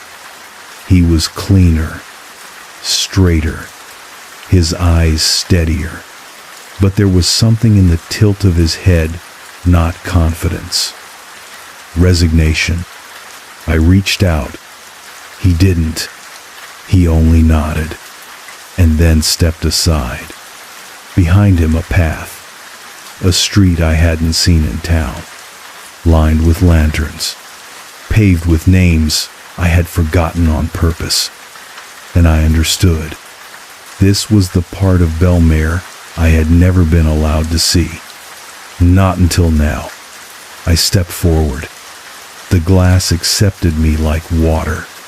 The shift was immediate. I wasn't in the post office anymore. I was in the in-between. A dusk-washed corridor of memory and architecture, like a town half-sketched and half-remembered. Buildings tilted like sleepwalkers. Streets curved back into themselves. The sound of rain fell from beneath the ground, and in every window, every pane of glass I passed, I saw someone watching. Not people, versions of me, at different ages, different moods, different could-have-beens. In one window, I sat alone at a wedding table. In another, I stood barefoot on a cliff. In a third, I was laughing so hard I cried and didn't know why. Each one locked eyes with me and smiled. I walked for what felt like hours or minutes. Time here had no interest in behaving. The further I went, the more the street began to resemble the map May had drawn me so many years ago. Though now, I realized it hadn't been a map of the town. It had been a map of myself, of my choices, of the corners I never turned, of the rooms I never entered. At the end of the path stood a house, familiar, plain, white siding, wooden steps, a porch swing with no rope. My childhood home, the one I hadn't seen since we sold it, the one I had avoided driving past for 20 years. The front door opened as I stepped onto the porch, and inside, I saw all the things I had buried. My father's last letter, my mother's knitting, still knit loop, the shoebox full of drawings I tore up when I turned 13. The kitchen smelled like old oranges and Sunday toast. The walls breathed in rhythm with my heart. In the living room stood a figure, back turned. I knew it was May before she turned. Only now, she looked different. Older, but not physically older in the way mountains are. Still, contained. Full of things you only understand if you stay long enough. She looked at me and said, "You remember now." I nodded. "Then you understand why it's your turn." Belmare wasn't a place. It was a chamber of memory. A container for the unfinished, the unspoken, the people and things the world no longer had room for. But it couldn't hold itself alone. It needed an anchor, a living memory, someone to carry the shape of the place and keep it coherent not by force, by attention. May had done it for years, longer than she should have, and now it was my turn. I told her I didn't know how. She said I already had.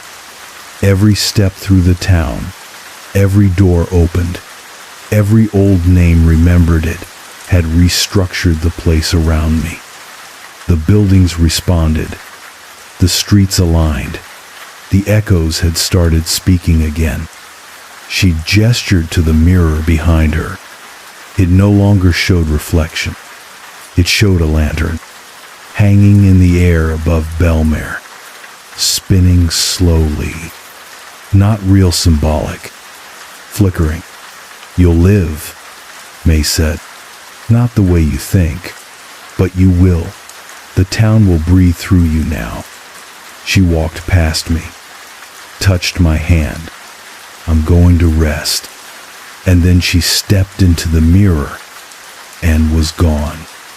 The house faded. I stood in an empty street, alone, until the light came on. Not overhead, inside, behind my eyes, like something old had finally found its shape again. And I saw Belmare, not as a town, but as a thought, endless, turning itself over, waiting for someone to hold it long enough to stay in place. I returned to the guest house. The notebook was gone. The windows were mirrors, and in them, I could see the lights of the town spinning slowly, realigning, rebuilding. The next day, It rained again, and for the first time, I saw someone new arrive. A woman, wet from the storm, stepping out of her car on Belmare Road. Confused, tired, she walked to the post office. The door opened for her, and inside, I was already waiting. It's been quiet since she arrived.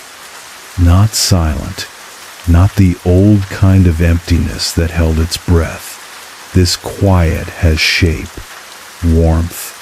It moves. She hasn't seen me yet, not clearly, but I've seen her watching the trees shift, writing her name over and over on a napkin at the diner, holding that look in her eyes like she's been trying to remember something all her life. I know that look. I wore it too. Belmare is still rearranging itself for her. That's how it begins, the soft suggestion that a door was always there. The shift of a shadow, so familiar it becomes nostalgic. The smell of rain in a room that hasn't been touched in years. The town is learning her, and she, unknowingly, is beginning to carry it. I walk the streets at night now. I don't sleep. I don't need to. The town breathes through me, not literally, but spiritually.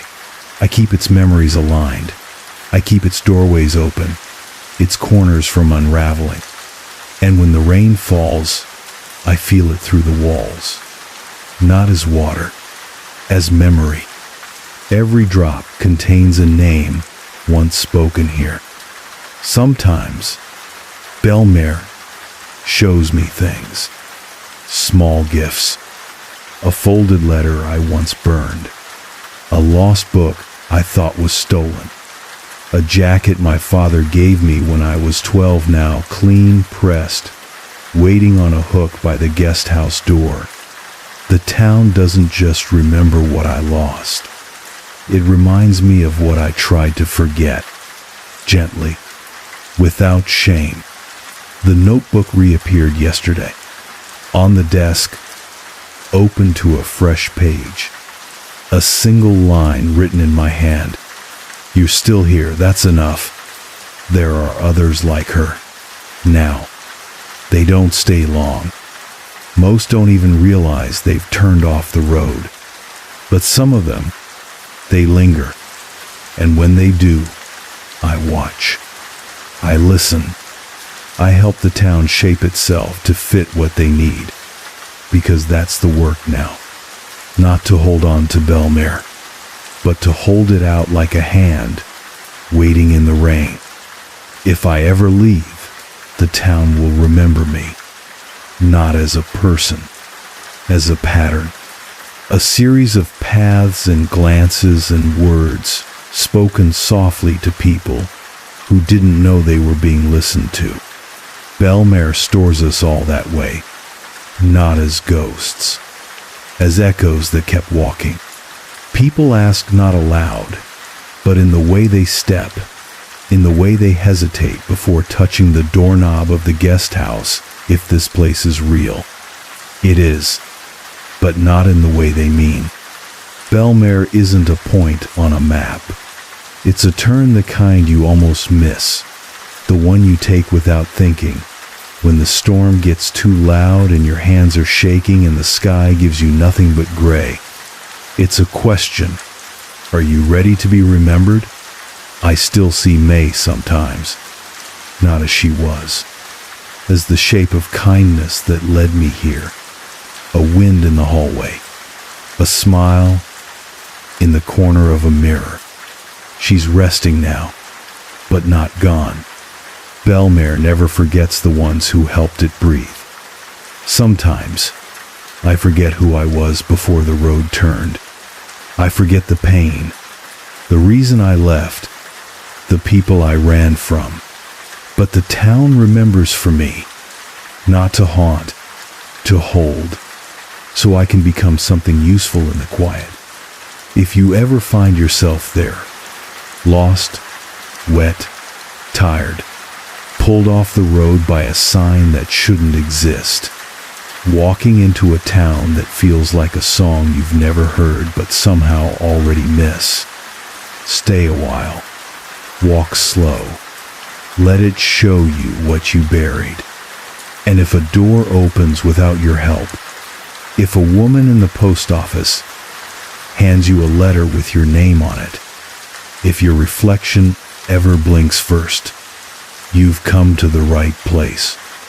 You're home. I never planned to move back. The town was small. Not the charming kind, more like the kind where everyone knows too much, and none of it's worth knowing. When I left at 17, I thought I was leaving forever.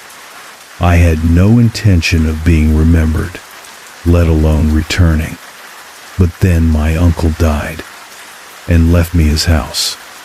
It wasn't really a house, not in the way you'd imagine. It was half residence, half library, a sloping roof structure buried in the woods just outside the northern edge of town, where the fog always seemed to settle deeper and the trees leaned too close. Uncle Lionel had been the town's archivist, or that's what he called himself. In practice, he was more like a hoarder of forgotten things. Old county maps, personal letters, unlabeled cassette tapes, yellowed birth records, and newspaper clippings about people nobody talked about anymore. He lived alone, died the same way. And now his estate, which included the house, its contents, and something called the record room, belonged to me. I hadn't spoken to him in years. The last time I saw him, I was 13. He gave me a compass and told me, quite seriously, this house doesn't like being ignored. It keeps better track of you than you do of it. I didn't know what that meant. I still don't. But I took the keys anyway. I arrived in mid-October. It had just started to rain, a slow, steady drizzle that had been falling for hours. The road up to the house was little more than a dirt path, mostly hidden beneath leaves and mud. No neighbors. No visible power lines. The closest town was 5 miles away. The house sat in a hollow just beyond a line of pine. It was older than I remembered. The front door was warped, but opened without complaint. The moment I stepped inside, it felt like something inhaled. The air smelled like cedar and paper. The floors creaked not with every step, just some. Like they were listening, choosing when to speak. Inside, the place was massive. Hallways split off in odd directions. The walls were lined with shelves and filing cabinets. Books piled on staircases, stacked beneath tables, organized in ways I couldn't decipher. There were no windows on the upper level. At the back of the house, down a narrow corridor lit by a single green lamp, I found a door labeled, "The Record Room, Private." It was locked. The key ring didn't have anything that fit. The house didn't have central heating, but a wood stove had been recently used. A kettle still sat on it, half full. I poured it out. The water was black. I didn't unpack that night. I just dropped my bag by the bed and lay on the mattress, still wrapped in plastic. The rain tapped against the roof like it was writing.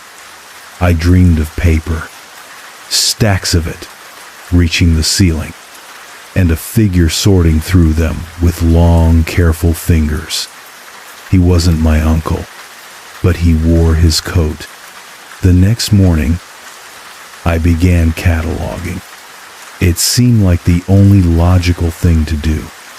Every shelf, every drawer, every labeled binder, and handwritten note. Some were dated as far back as 1890. Others had no dates at all, only names. Always first and last, always capitalized. Some of them were mine. By the third day, the rain still hadn't stopped. The lights flickered in the back hallway, and I began to notice a draft from behind the record room door, a faint pulsing cold. I found more of Uncle Lionel's journals in the attic crawl space. He didn't write about daily life. He wrote entries, filed like case reports, each one titled with a name and date, followed by a short summary of anomalies. Eleanor F. walked backward into the lake, returned 3 weeks later, different handwriting. John V. claimed the phone never stopped ringing, though we removed the line in '88. Margaret T. grew increasingly allergic to mirrors. Some pages were torn out. Others were blacked out. In one journal, dated 2 months before his death, Lionel had written, "The house keeps memories for the town that no one else wants. But I don't think it forgets what it keeps. I think it saves." And beneath that, in ink smeared by water, they're starting to knock from inside the records. That night, I heard it. Not loud, not violent. Just a soft knock once, twice, from the other side of the record room door. Then silence. Then a whisper, so low I couldn't hear the words. I didn't respond. I just watched the green lamp flicker once, and then stay on. I checked the clock. It was 2:17 a.m., the exact time of death listed on Lionel's certificate. The next day, I found a small box tucked behind a panel in the wall. Inside was a key, wrapped in cloth, tied with string, and a single note. "Don't enter the record room until you're willing to be remembered too." I haven't opened it. Not yet. But tonight, I felt the knock again. 3 times. Soft, measured, like someone filing a memory behind a door that used to know my name. I didn't open the record room. Not that day. Not the next. But the key sat heavy in my coat pocket, as if the house itself were keeping track of whether I carried it. And the door kept knocking. The rhythm changed slightly each night. Sometimes 1 knock, sometimes 3. Once, 5 long taps spaced out like slow, calm heartbeats, always between 2:0 and 2:30 a.m., always followed by that same near-silent whisper, like paper being turned over too fast to read. I began sleeping with the lamp on. Cataloging continued. But the deeper I went into the house, the less sense it made. Some shelves were arranged alphabetically, but only by first name. Some drawers held photographs I don't remember being taken of myself, aged differently, standing outside the house at night, or sitting on the back steps staring into the trees. One photo showed me holding a journal I hadn't found yet. In the photo, I was smiling.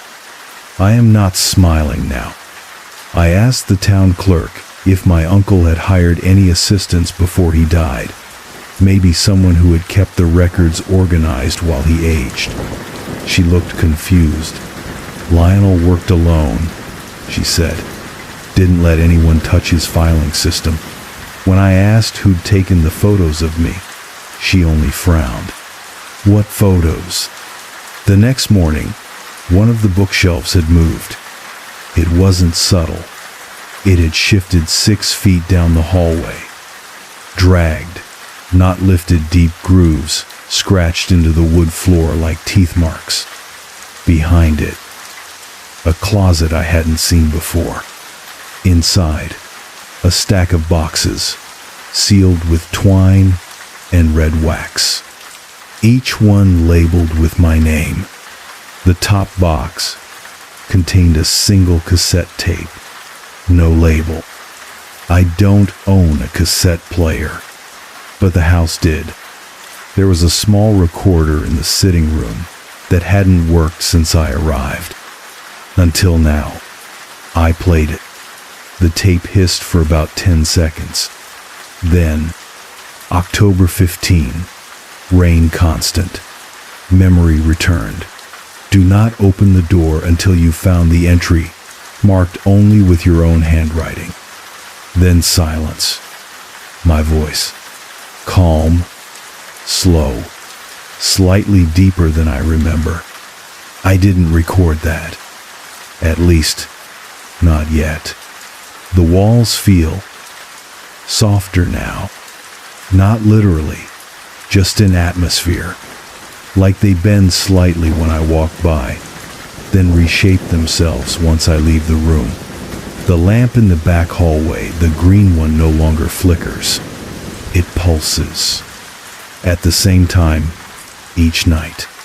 2:17 a.m. I started finding duplicates. Not of objects, of rooms. The upstairs hallway has 2 linen closets now, though it only had one last week. They're identical, but the towels in one are slightly damp. Always, no matter the time of day. The second floor bathroom mirror now reflects the hallway behind me, even when the door is shut. And this morning, the kitchen had 2 refrigerators. One works. The other hums at a pitch I can feel in my teeth. The journals are shifting. They rearrange themselves each morning. I mark them, try to track their positions. But each time I return, they've been reordered into something almost meaningful, as if the house is curating its own memory. And then there are the new entries, on pages that weren't there before. In my uncle's hand, mostly, but not entirely. The record room is not a place, it is a role. One held long enough and then passed on. The door is not locked. You are. I found Lionel's last entry 3 nights ago. It was written on the wall behind a bookshelf in the attic, burned into the plaster, carved deep and charred. The house is trying to remember a name, but it's too full. I'm not strong enough to hold it. You might be, if you can still forget who you were before it asks. Last night, I walked the halls without a flashlight. I wanted to know where the house creaked, which doors sighed when I passed, which rooms seemed to notice. I reached the record room at 2:18 a.m. No knock. This time, the door was warm, and I heard breathing, not behind the door, from the walls. Slow, rhythmic, like someone sleeping shallowly, just under the surface. I pressed my hand against the wood. It exhaled, soft and cold, and something whispered directly into my ear. You've already opened it. That's why you're here. I woke the next morning in the study. Notebook open, pen in hand. 3 words written over and over. Make the index. I don't know what I'm indexing. Not really, but I've started. Because the house is getting heavier. The air, the walls, my own thoughts. I forget things now. Words. Simple memories. Last week's breakfast. The name of my first dog. But the house remembers. It always remembers. And when I forget something, I find it filed on a shelf, in a drawer, under a heading I never wrote. I haven't opened the record room, but I think I'm already inside it.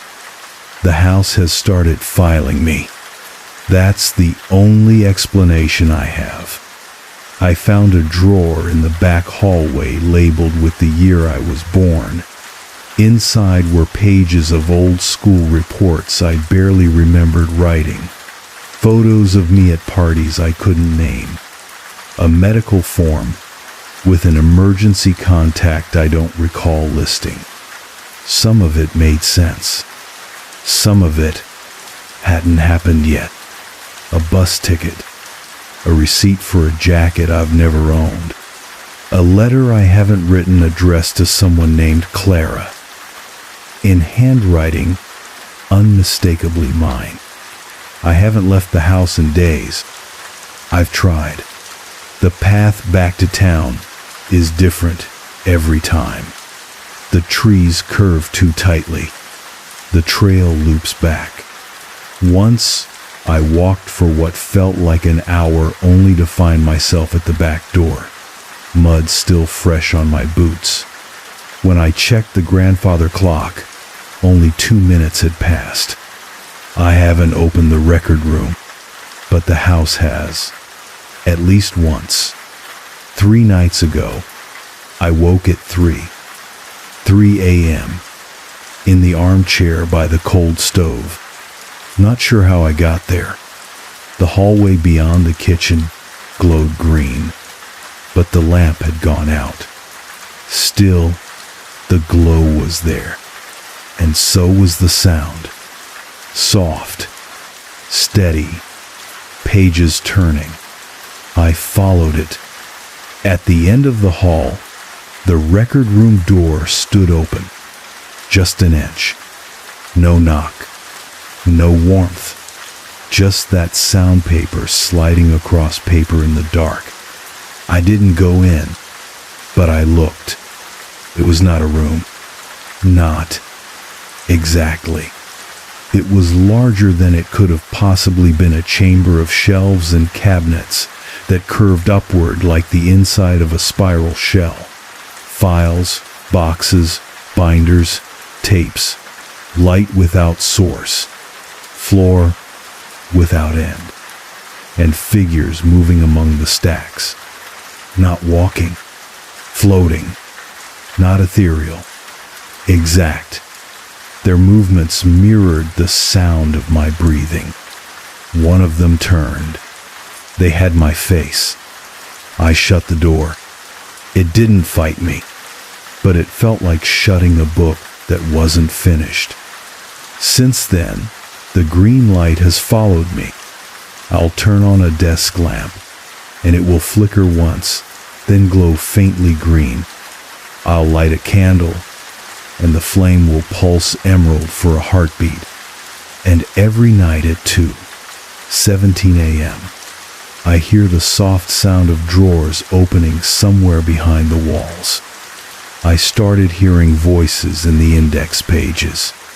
That's what I call the section of the house I've come to know best, the wing that organizes the raw entries. It's not one room. It's a cluster of 7, maybe more, filled with cabinets marked only by verbs. Lost, returned, unspoken, changed, borrowed. When I open one at random, I sometimes hear whispers, never clear, just enough to remember forgetting, like walking into a room and suddenly knowing you left something behind years ago, on a night you swore you'd never revisit. The other night, I found a cabinet marked replaced. Inside, a mirror, just a mirror. But when I looked into it, I didn't see my own face. I saw the kitchen behind me, empty, then not. In the reflection, I watched myself walk in, sit, eat, write something, then stop and stare directly into the mirror, the version of me in the reflection, watching this version, and then blink. I looked behind me. The kitchen was empty, but the chair rocked once, softly. The mirror is gone now. I never moved it. I asked the house a question last night, out loud. I stood in the middle of the sitting room and said, "What are you?" There was no reply, but every drawer in the unspoken room slid open, all at once, and the lamp turned green. I'm not afraid. I should be, but I'm not. There's something about the rhythm of the place now that feels familiar, not just from this life, from before, like I've been here long ago, walking these halls in a different body, filing memories that were never mine but needed to be kept anyway. And then last night, I found the new wing. It wasn't there before. Beyond the index rooms, behind a narrow passage between two crooked shelves, a hallway of doors, each labeled with a feeling: disappointment, shame, hope, reluctance, departure, each one locked, except the one marked expectation. Inside, a chair, a table, a tape recorder, the same kind I'd used before, already playing. My voice, again older this time, measured, patient. You've nearly finished remembering. The house will begin to fill itself with you now. Walk slowly. Let it finish. Don't open the bottom drawer until it asks. I don't know what bottom drawer, but the way the house settles now when I sleep, it's different, more peaceful, like something is almost complete. And the record room? I still haven't entered fully, but the door never locks now. It just waits. And I feel that if I step through it completely, I won't come back out the same. But maybe that's the point. I opened the record room, not deliberately. I woke at 2:17 a.m., barefoot in the hallway, the green glow already waiting, softer now, almost kind. The door stood open, silent. The breath of cool air that drifted out felt like the hush of a question I'd already agreed to answer. And this time, I stepped through. The room was vast. I had assumed the spiral space I glimpsed earlier was a trick, a spatial distortion, the way dreams invent impossible halls. But it was real, or real enough. The air was dry, the temperature stable. Dust hung suspended like motes in syrup. And every shelf, every drawer, every labeled box bore a tag written in the same handwriting. Mine. The shelves stretched impossibly high, not up, exactly inward. I didn't walk through the record room so much as descend into it. It welcomed me, reorganized itself as I moved. When I paused, the lights dimmed. When I spoke, the floor beneath me vibrated in acknowledgement. The house was listening, and this was its heart. I found a desk. My desk. Same model I had in college. Same small scratch in the corner I'd made, with a compass point during a phone call I never wanted to finish. On the desk, a ledger, thick, leather, bound. It opened to a page marked with a green ribbon. At the top, active role, archivist, and beneath that, a signed October 2, Uncle Lionel, retired, July 19, internally accepted. Successor, redacted until realization. Realization, October 23. Time remaining, none. Then, a signature. Mine. Already written. I tried to turn the page, but the book resisted.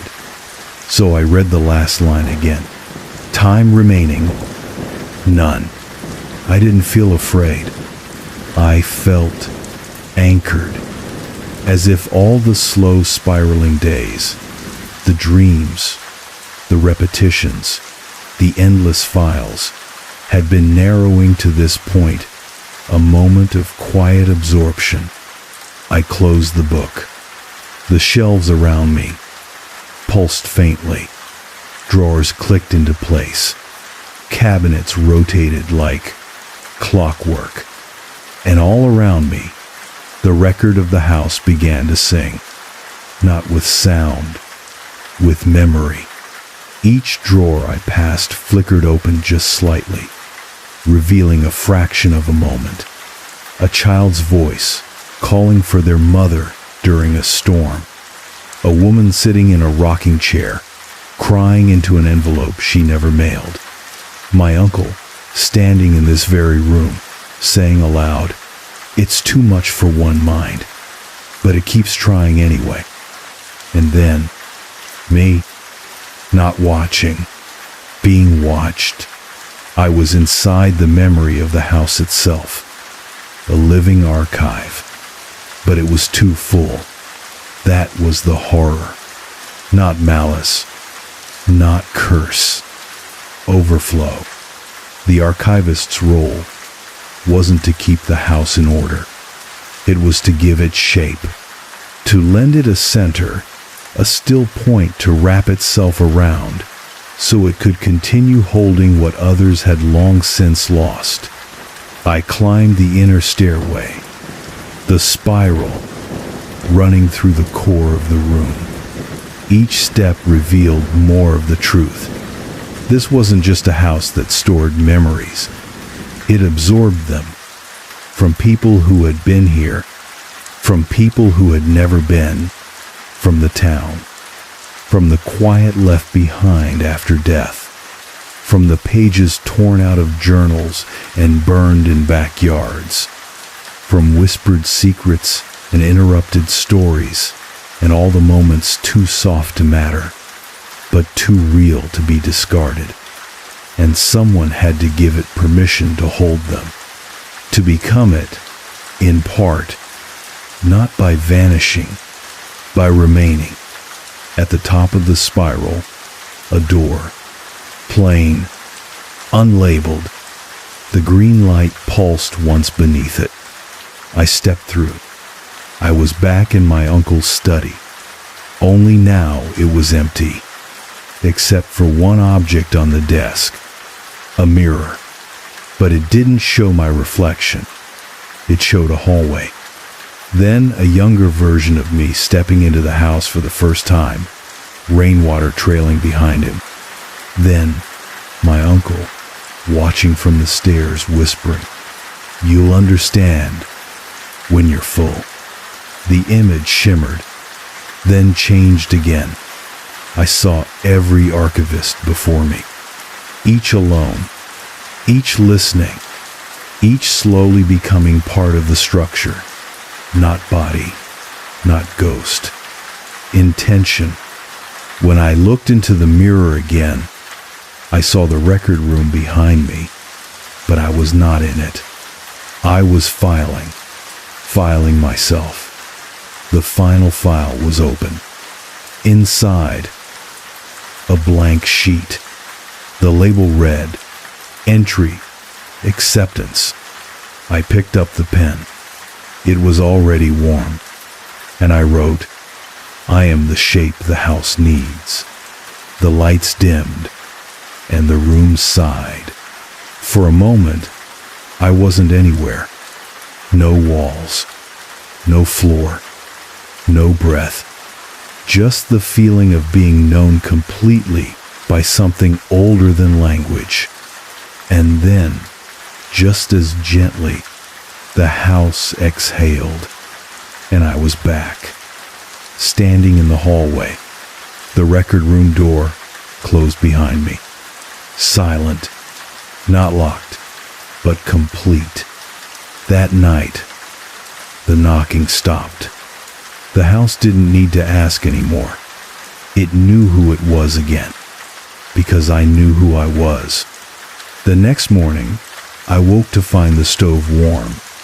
The kettle steamed. The ledger sat on the table, open to a new page. At the top, my name. Underneath, archivist active. Structure, stable. Overflow, managed. Retention, permitted. Silence, held. I don't remember what I came here for. Not really, but I remember what I've become. Not trapped, not haunted, rooted. The house was never dangerous. It just needed someone to sit still long enough for it to stay whole. And now it has me. The rain hasn't stopped, but it doesn't matter anymore. I know now that the weather here isn't just a background element. It's part of the record, part of the memory loop the house preserves. The rain is a signal, a soft blanket to drown out the world, to help the archive do its work. And I do the work too. Every day, I walk the halls. Every drawer knows me now. Every cabinet turns slightly when I pass, not seeking attention, but offering a kind of greeting, a gentle, "We're ready when you are." I still write in the ledger. It updates itself in my hand, lines appearing as I remember things, but it also surprises me. Sometimes it tells me something I didn't know I had forgotten. You missed your mother's last call. You were never going to take the train that day. You were always going to come back here. I don't argue. I just write. That's the job now, not to control, not to explain, but to keep what's left from drifting apart. The outside world is very far away, not by distance, by relevance. Time moves differently here. I don't mean slower or faster, I mean sideways. There are moments when I remember being 12 again, curled up in the corner of the room with my uncle's compass in hand, reading files labeled with people I hadn't yet met, and moments when I remember being 70, still walking these halls, knowing where every drawer creaks, every shelf leans. Memory doesn't just live here, it grows. Sometimes the house asks me things, not in words, in feelings. It will send a wind through the east hallway that tastes like burnt sugar and fear, and I'll know I need to find the file on an old accident from 1986 about a boy who vanished after an argument over firecrackers. Or a draft will come from the vent behind the mirror with the rhythm of piano keys, and I'll know to retrieve a recording of an unfinished sonata played in the basement of a church that no longer stands. I never question it. The house doesn't make mistakes. It simply remembers more than one version of the truth. There are others now. Not many. Just a few people who find the house on rainy nights, often by accident. I don't greet them, but I make sure the stove is warm, that the journal is placed neatly on the desk, open to the right page, and I watch, gently, from the higher floors, not as a ghost, as a keeper. They never stay long, just long enough to feel the hum of something ancient beneath the floor, just long enough to whisper one thing they thought had been lost, and watch the house nod, quietly, and file it away. They always leave lighter, not because they understand, but because something else understands for them. The record room no longer frightens me. I sleep beside it sometimes. It doesn't knock anymore, but it listens in the quiet between the thunder. And sometimes, only sometimes, I dream of other archivists. Not Lionel, older ones. Ones who never had names. Just shapes and voices that curled through the shelves, like rain in the walls. They nod at me, never speak, but I know what they mean. You're doing fine. I used to wonder, what would happen if I left? I don't anymore, because I understand now I never could have. Not because I'm trapped, because I was already part of it before I returned. I was always going to be this person, this role, this quiet heart beating in the center of a house that keeps the world from forgetting itself. If you're reading this, if you ever find yourself drawn down an unlit road in the middle of a rainstorm to a crooked house filled with drawers you don't remember labeling, don't be afraid. Walk slowly. Speak gently. And if the record room opens for you, let it in. Let it know you. Because it's not asking you to give yourself up. It's offering you a place to rest, to be remembered, to hold memory still just long enough for the world to breathe. You won't vanish. You'll become something steadier, quieter, more true. You'll become the page that doesn't turn when the wind passes through. I took the posting because I had nowhere else to be. It was late September when I boarded the rust-scabbed ferry from the mainland. I remember the cold, not sharp, not painful, just that steady kind of chill that seeps into the joints, the kind you forget how long you've been carrying, until something finally lets you put it down. Iliandrioluin wasn't on most maps anymore. The name sounded like a riddle spoken underwater, and even the ferry captain pronounced it with a shrug and a silence. I was assigned to the island for a 6-week rotation, a government contract to keep the weather station calibrated and functioning through the stormy months. A lonely job, but not a dangerous one. In theory, there was no real station crew anymore, just temporary technicians like me who took turns coming and going.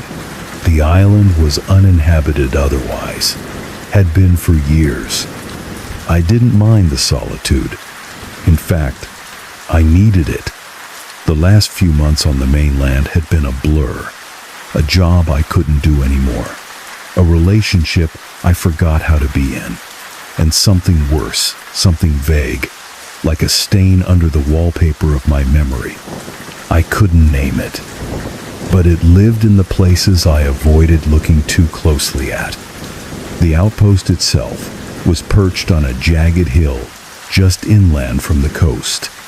The station, or signal house, as the logbooks called it, was a squat, metal-lined structure with reinforced windows, a mast that hummed faintly, and a bank of old computers and atmospheric monitors. No internet, just a secure satellite line that relayed raw data back to the mainland.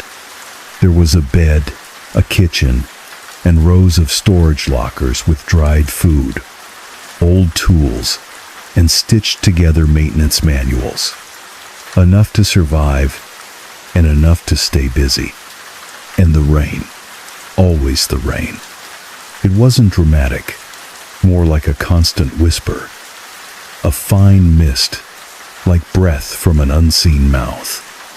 I kept a kettle on the stove most days, the hiss of steam mingling with the soft patter outside.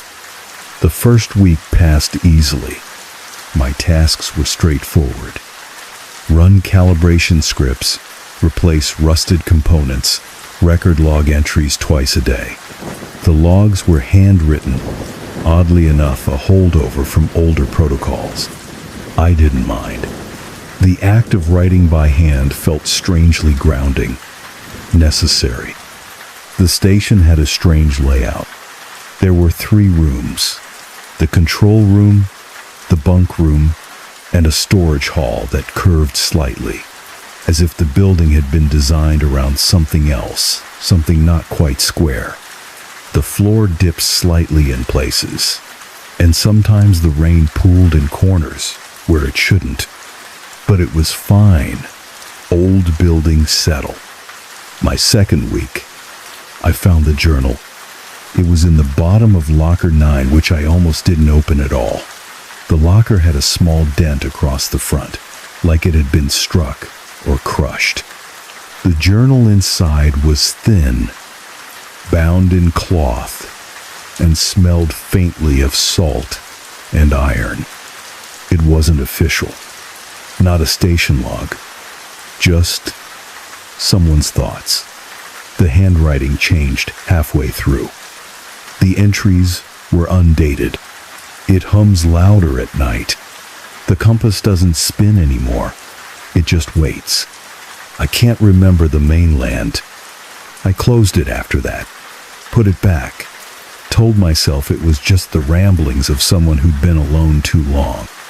But I started to notice the hum, too. A faint vibration beneath the floorboards at night. Not mechanical, not quite. More like a tuning fork in my bones. Subtle, low, but unmistakable when the wind died down. And the dreams. They weren't violent, just strange.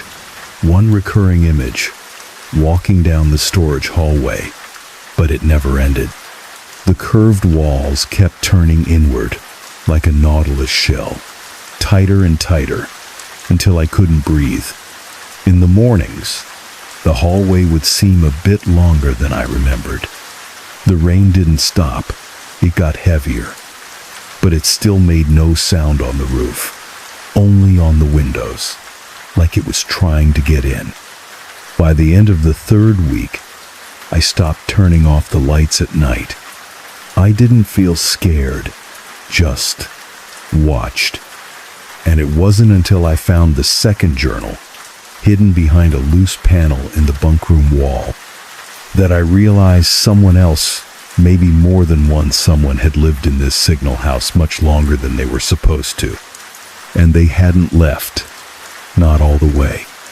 I should have left the second journal alone. It was older than the first brittle.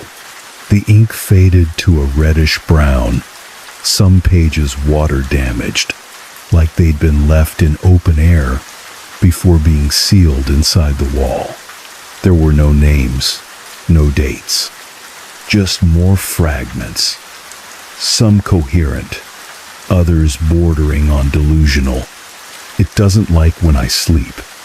The hallway was shorter today. I marked it. It took that from me. Do not answer the knock.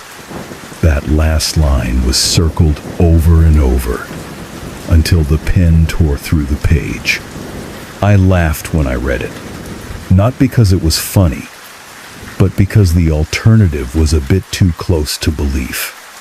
I'm not superstitious. I'm rational. That's what I told myself, even as I counted the hallway steps and found myself always ending at an odd number, even when I knew I'd started with an even one. The rain picked up that week. It sounded different now, less like a whisper and more like pacing. Not all the time, just sometimes, like footsteps dragging slowly along the exterior walls, always stopping at the window, then continuing around the perimeter. I checked the cameras. Motion sensors didn't trigger. Footage showed only rain, nothing else. But sometimes, when I looked away from the monitors just for a second, I thought I saw a flicker of movement in the reflection, not on the screen, in the glass of the monitor itself. One night, I tried to sleep without the lights. Just once. I was too tired to keep them on. The fluorescent buzz had started to give me headaches. I woke up to the sound of typing. It came from the control room. Slow, deliberate. Not like someone writing, like someone searching for a key. But I was alone. I knew that. I had to be. When I finally gathered the courage to check, the room was empty. The chair was still. The computer was off. But one of the handwritten logs had been moved from the filing drawer to the desk. Open. My last entry underlined in pencil. I hadn't used a pencil. After that night, I started locking every door inside the station. It felt ridiculous. I mean, I was the only one there. But I couldn't shake the feeling that I wasn't the only mind in the building. Sometimes I'd pass the mirror in the storage hallway and see my reflection blink at the wrong time. Only in the mirror. Never in real life. Never when I tested it with deliberate movements. I told myself it was sleep deprivation. The air was damp, the rations bland, my dreams increasingly vivid. I started imagining textures that didn't exist. The walls felt soft one moment, then sharp the next. Sometimes, the floor slanted slightly downhill, like the whole structure had shifted by a few inches during the night. And then, the voices started. Not whispers. That would have been easier. No, these were voices I recognized. People I knew. My sister, long dead. My old supervisor, from my job in Halifax. Even my ex, whose voice I hadn't heard in over a year. They came faintly, like radio chatter, just outside the edge of signal clarity. Always behind me, always just out of reach. I checked the satellite uplink. It was offline. There were no signals being received or transmitted. The computer insisted I was alone. One morning, I woke up to find the rain had stopped. That should have been a relief. It wasn't. The silence was wrong. It pressed in on the walls like pressure from the deep ocean. Even the signal mast was still the hum absent. The air too still. I walked outside to check for storm damage and realized I couldn't hear the ocean anymore. That was impossible. We were only a few hundred yards from the cliffside. But no crashing waves. No wind. Just dead quiet. Like the world was holding its breath. I followed the trail down toward the shoreline. My boots left no prints in the wet ground. The mud clung to the soles, but the path behind me remained smooth, undisturbed. When I reached the cliffs, I expected to see the endless gray churn of the North Atlantic. Instead, I saw fog. Dense, impenetrable fog, not rolling in from the sea, but rising upward from it, like the ocean had become a mouth, exhaling something old. I turned back to the station. The path looked longer than I remembered. Just a little, but enough. Back inside, the clocks were off. Not stopped, just wrong. Each showed a different time. None of them matched my watch, which I hadn't taken off since I arrived. My watch, oddly enough, was now ticking backward. Slowly, but clearly. I changed the battery. It kept ticking backward. That night, I heard knocking. 3 short knocks. Then silence. I didn't move. I didn't answer. Another knock. Then, it's open. I don't remember falling asleep that night. I just remember waking up at my desk, the lights still on, my journal open to a page I hadn't written yet. A page that read, "Don't go into the hallway. It has your voice now." And beneath it, something scrawled, in that same red-brown ink I'd found in the earlier journal. "We don't leave. We repeat." I told myself it was a prank, or maybe stress, or a dream. But I stopped trusting my own memory after that. Because when I looked at the storage hallway that morning, I saw 5 doors. There had only ever been 3, and one of them was slowly closing. I didn't open the new door. Not at first. It had no handle, just a smooth surface, slightly glossier than the others, like polished obsidian or wet stone. The surface reflected light oddly, too sharply, like water held in vertical tension. I walked past it every day for 2 days, refusing to acknowledge it directly, even as the air around it grew colder, denser. The hallway no longer turned gently.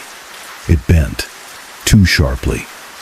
I tried to map it out on paper just out of curiosity, to anchor myself, but every time I drew it, the proportions shifted.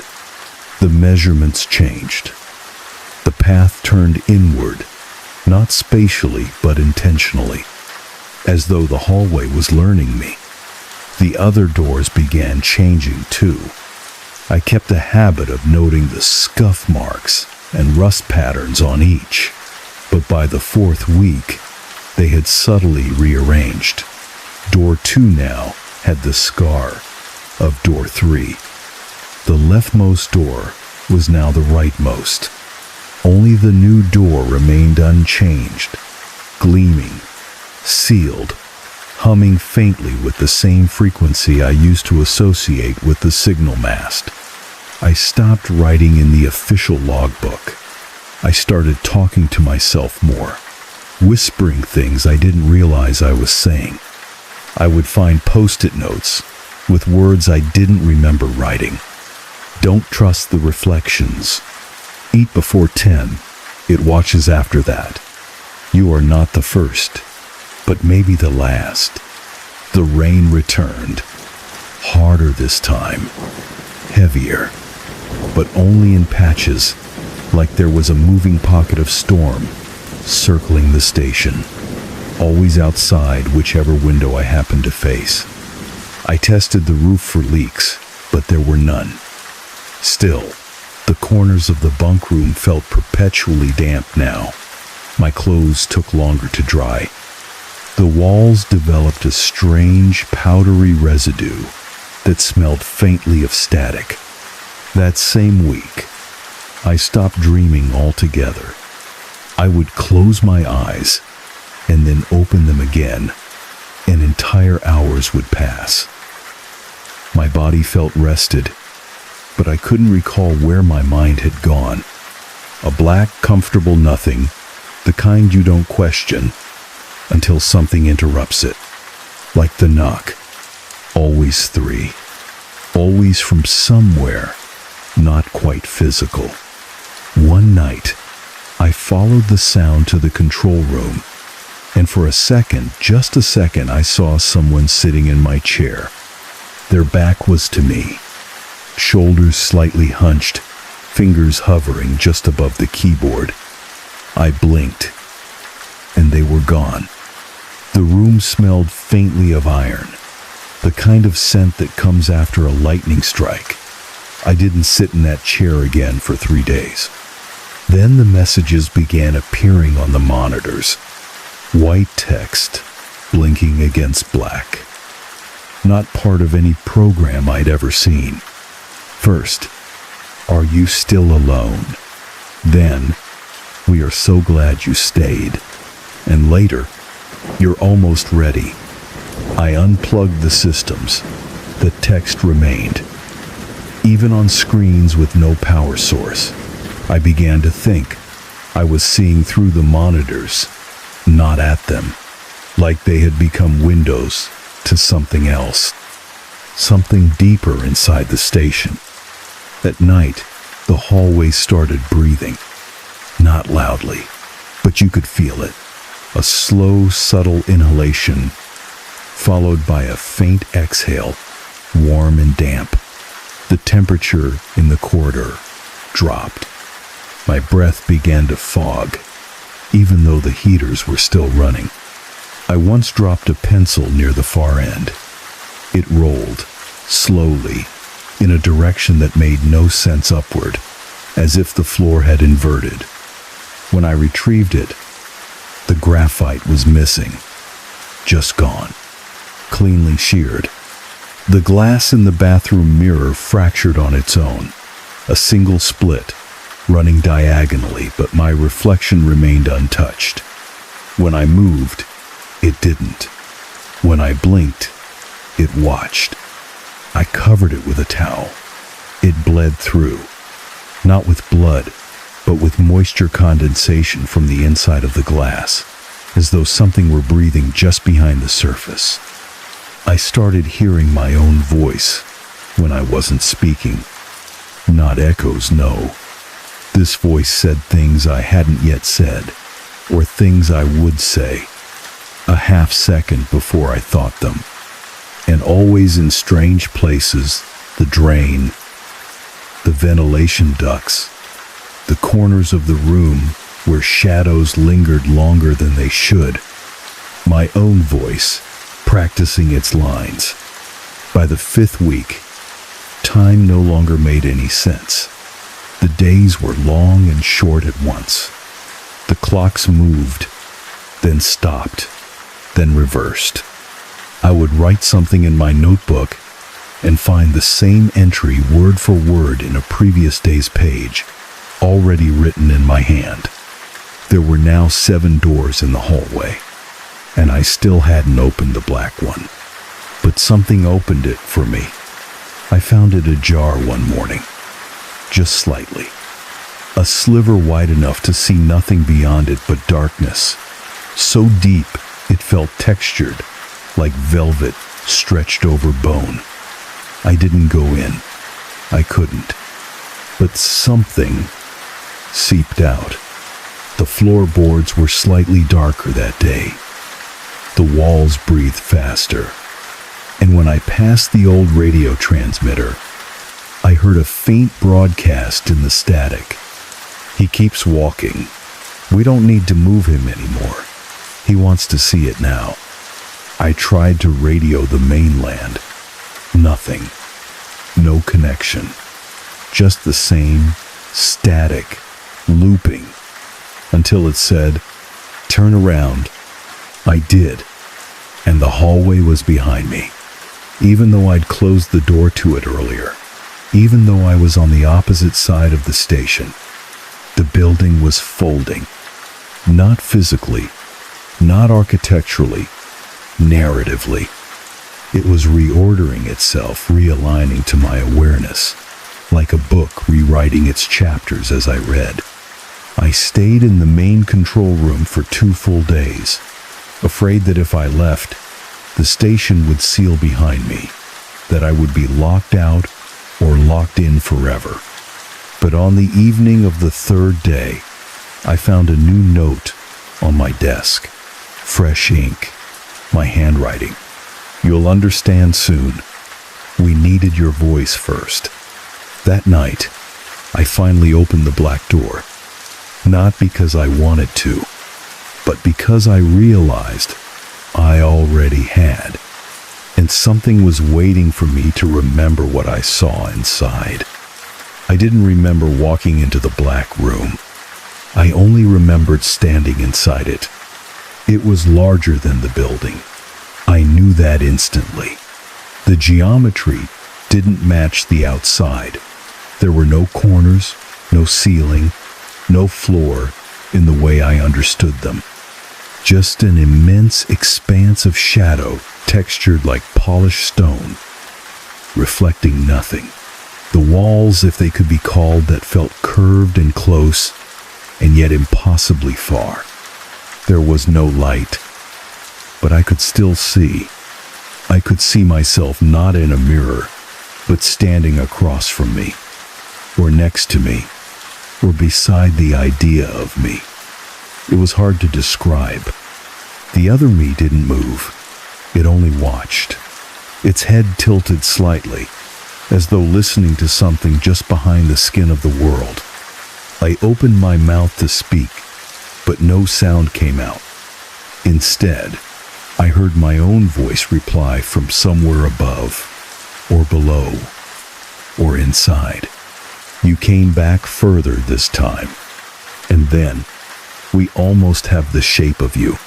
I turned, or thought I did, and the room had changed, grown, not physically, but in meaning. The black walls now pulsed slowly, almost imperceptibly, with a rhythm I recognized, the humming from beneath the floorboards, the breath of the hallway, the tremor in my jaw when I woke from sleep without memory. It wasn't a building, it was a memory engine, and I wasn't living in the station. I was fueling it. There were voices layered in the dark, mine, others, all slightly overlapping, like radio transmissions caught in a recursive loop. Each voice said a version of the same things. I thought it was just old pipes. The hallway was longer last night. It only knocks when I think about leaving. I saw myself. He wasn't surprised. I saw myself. I realized then what had been happening. The signal house wasn't transmitting data. It was recording consciousness. Each technician who came, each person who lived and left, had left behind a version of themselves. Their thoughts, fears, memories, curiosities, and those fragments were stitched together, reassembled, layered into a psychic architecture that the station wore like insulation. The black room was its heart, and I was already archived. I fell to my knees, or the idea of knees, and felt the floor pulse beneath me. Not in pain, not in terror, just an overwhelming acceptance. Like waking up inside your own dream and realizing you've had it before, hundreds of times, across different lives. You've always been part of the house, said my voice. You left yourself behind before. I tried to speak. This time, sound came, but it echoed backward. I heard my own words before I spoke them. I heard future thoughts, as though the building had already predicted and rehearsed every choice I would make. I thought of the journals, the ones I found, the ones I wrote, the warnings scribbled in panic, only to be found by the next version of myself. There was no rotation schedule, no ferry back, no others. There was only me, arriving in new versions. Over and over again, memory diluted, rewritten, repositioned like a needle circling the same groove on an ancient record. A feedback loop, a consciousness trap. And I understood then, the station didn't just mimic voices, it mimicked minds. It became whatever it needed to be: a research post, a safe assignment, a place of solitude, and lured its host into repeating patterns, not to harm them, not even to haunt them, but to remember them, to study them, to inhabit them.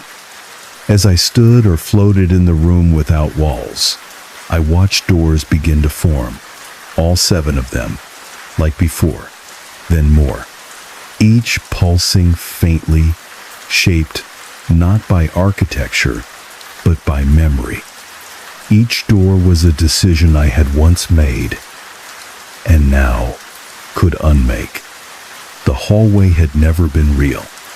It had been a spine, a nervous system of choices looping and rewriting, based on what the station learned about me, about every version of me it had ever consumed. I touched the nearest door. A vision hit me like static. I was back in my childhood home, the wallpaper peeling, the rain outside the same rhythm I'd come to know so well.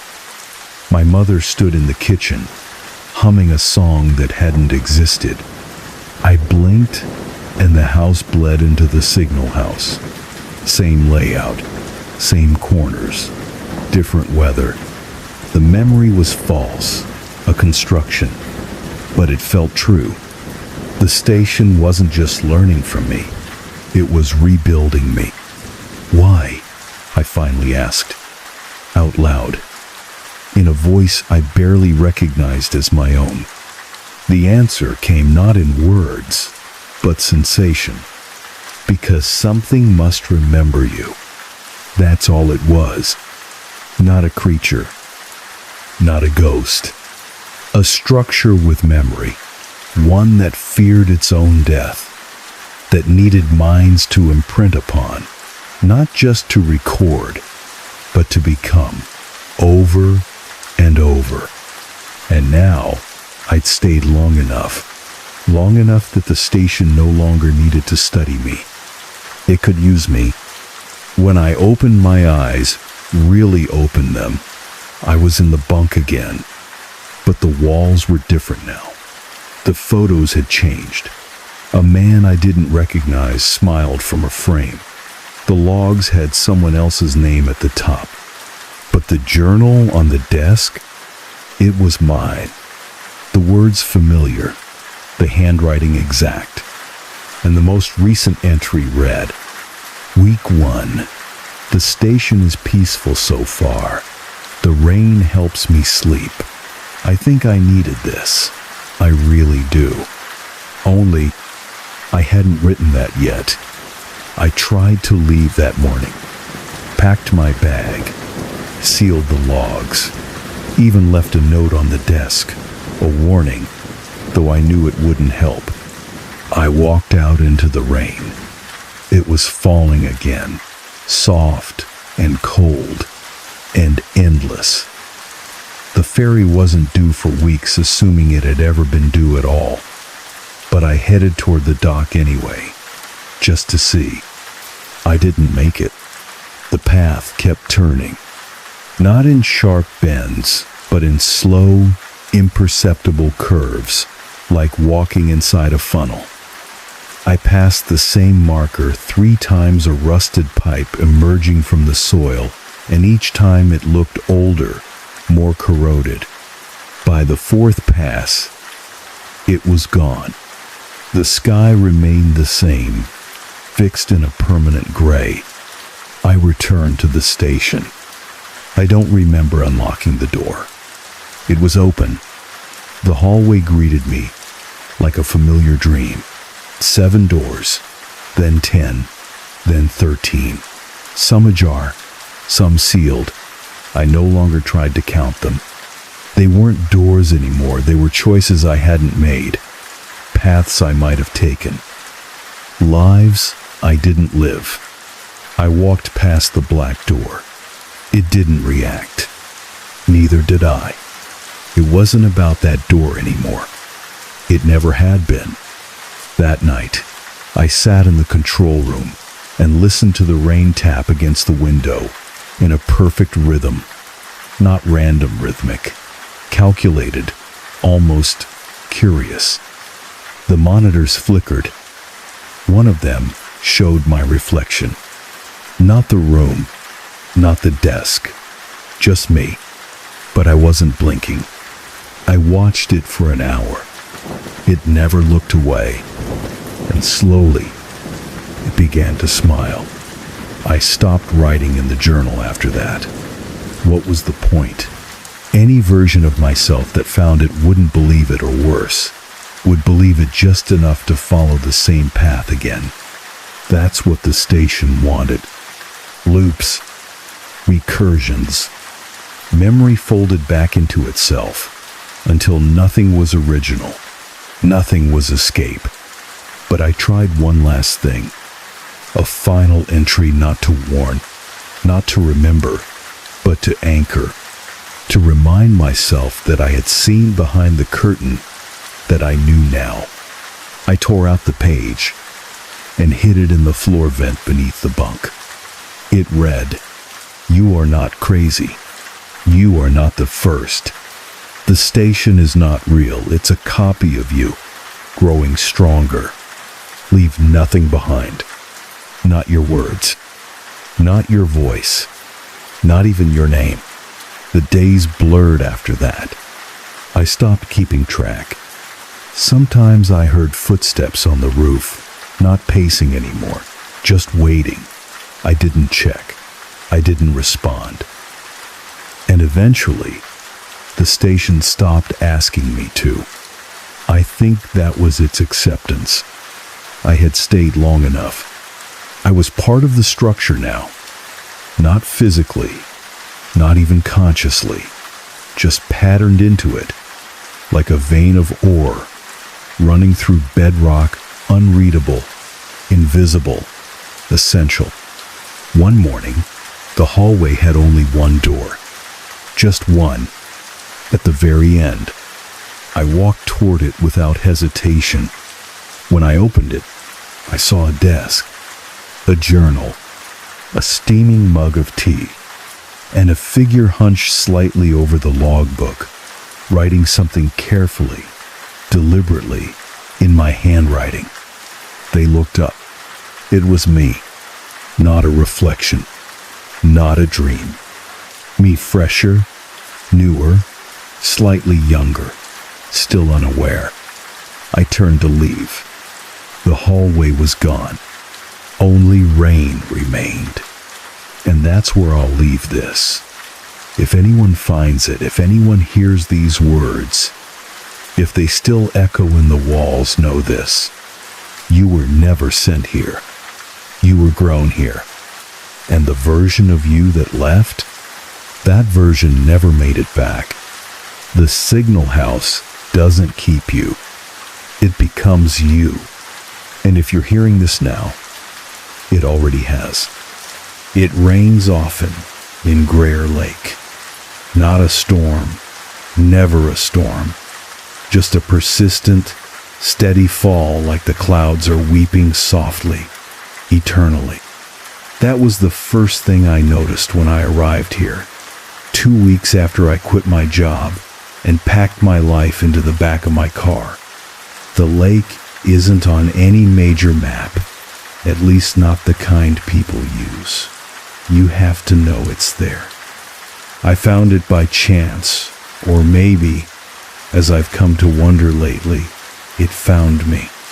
I was halfway through nowhere, driving north along state roads that twisted through pine and fog, when I saw a wooden sign cracked with time. It simply said, Greer Lake, 6 miles, and something about it felt warm, like a hand reaching out. That was a month ago. I came here to disappear, to stop hearing the buzzing of office lights and polite apologies. I was tired of my own name being mispronounced in meetings by people who didn't care to get it right. Tired of watching my ideas get adopted only after someone else repeated them louder. But mostly, I was tired of the noise, the kind that builds up inside you when every little thing is too much and nothing seems real anymore. My cousin left me the cabin after he passed. I hadn't spoken to him in years, but I remembered the way he smelled of pipe smoke and pine sap when I was a child. He was always quiet, and now I understand why. The cabin sits on the south bank of the lake, tucked behind a line of spruce and old birch. The road ends half a mile before it, so I had to carry everything in. It looked exactly like I expected: slanted roof, wrap-around porch, dust on every windowsill. The air smelled like wet wood and iron. Rain tapped gently against the shingles. A small dock stretched out into the water like a crooked finger. I remember thinking how peaceful it all seemed. I even smiled. The inside was simple. Wood everywhere, floors, walls, ceiling beams that creaked faintly when I walked. There was no internet, no cell reception, just a landline that only ever buzzed with static when I picked it up. A wood stove in the corner, a narrow bed under the loft, and an old radio, the kind with a turn dial and worn-out knobs. I unpacked my things slowly. There was no rush here. I told myself I'd write, or read, or maybe just sit in silence for once. Let the tension bleed out of me, like the color had drained from my dreams. The first night, I fell asleep to the sound of the rain and the creaking of wood. No cars, no humming electronics, just the sound of the lake outside, soft and distant, like it was breathing. The days bled into each other, like watercolor on damp paper. Mornings were always gray. I'd sit on the porch with a blanket wrapped around my shoulders, mug of lukewarm coffee in hand, and watch the mist shift over the lake surface. Sometimes I'd hear loons in the distance, but never saw them. The fog never lifted fully. It hung there, patient, as if it had been waiting for years. I started walking in the afternoons, short hikes into the forest behind the cabin. There were trails, barely visible, lined with moss and branches that seemed just a little too deliberate in how they bent across the path. I chalked it up to wind or time, but something about the stillness unsettled me. No bird song, no rustling in the underbrush, just the sound of my boots pressing into damp leaves and the low whisper of drizzle through the canopy. There was one afternoon, maybe 5 days in, when I stopped mid-step. I had heard something, not a sound exactly, but the absence of one. My footsteps no longer echoed. At first, I thought maybe it was the soft ground or the density of the trees, but it wasn't just my steps. When I cleared my throat, it vanished into the air without return. Even my own breathing felt muffled, like someone had laid wool over my ears. I hurried back that day. Inside, everything felt normal, or close to it. The wood stove crackled. The windows fogged up from the warmth. I made soup from a can and sat near the fireplace with a book I never quite focused on. The radio had started picking up faint signals, just static at first, then a crackle of voices that faded before I could catch more than a syllable. I turned the dial slowly one night and caught a fragment. "Don't go to the water after." It cut off so sharply I almost thought I imagined it. I waited, turning the knob back and forth, but it never came through again, just static, or what I thought was static, until I realized it was more rhythmic than random, like breathing, shallow and wet. I unplugged the radio that night. The dream started a few days later.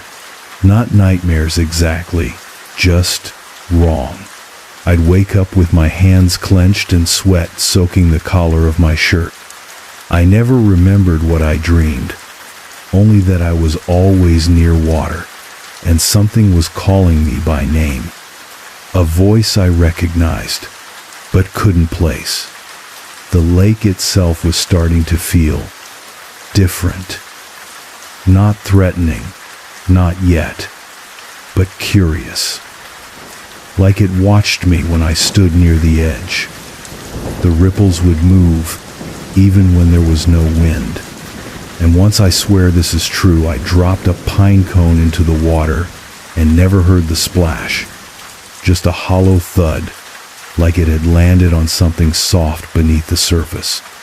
And then there was the matter of the footprints. Not mine.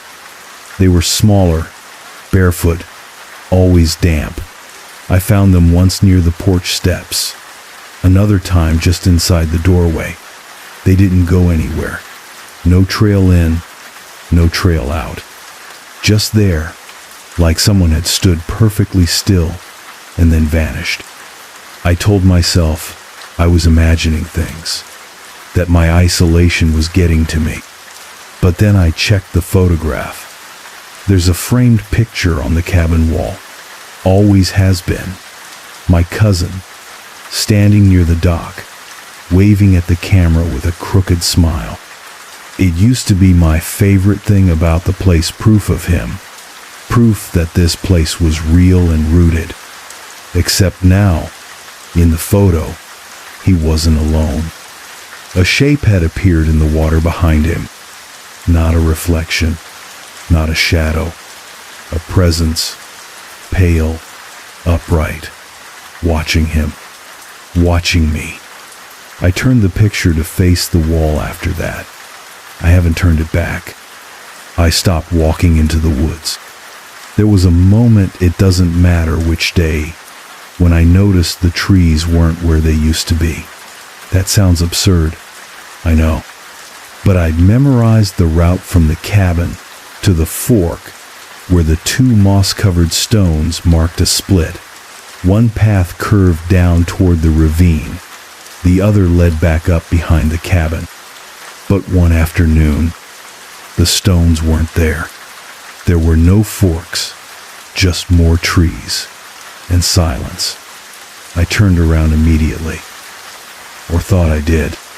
It took me 3 hours to find the cabin again. I should have been 10 minutes away. When I finally emerged from the forest damp, cold trembling, I saw something worse than the shifting trail. The cabin door was wide open. I hadn't left it that way. Inside, everything looked almost untouched, but only almost.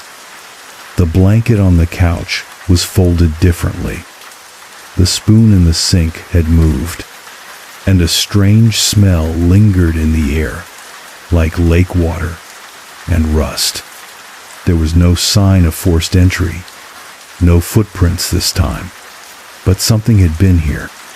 I didn't sleep that night. Instead, I lit the fireplace, pulled the armchair to face the door, and sat with the heaviest book I could find on my lap. Not to read, just to hold something solid, something real. Around 2 a.m., the rain started again. Soft, as always. But this time, I heard it twice. Once on the roof, and again, somewhere beneath the floorboards. I leaned forward, heart kicking at my ribs. The rain below sounded slower, like it was mimicking the rhythm, but not quite getting it right. I pressed my ear to the floor, and I swear, I heard something breathing beneath the cabin.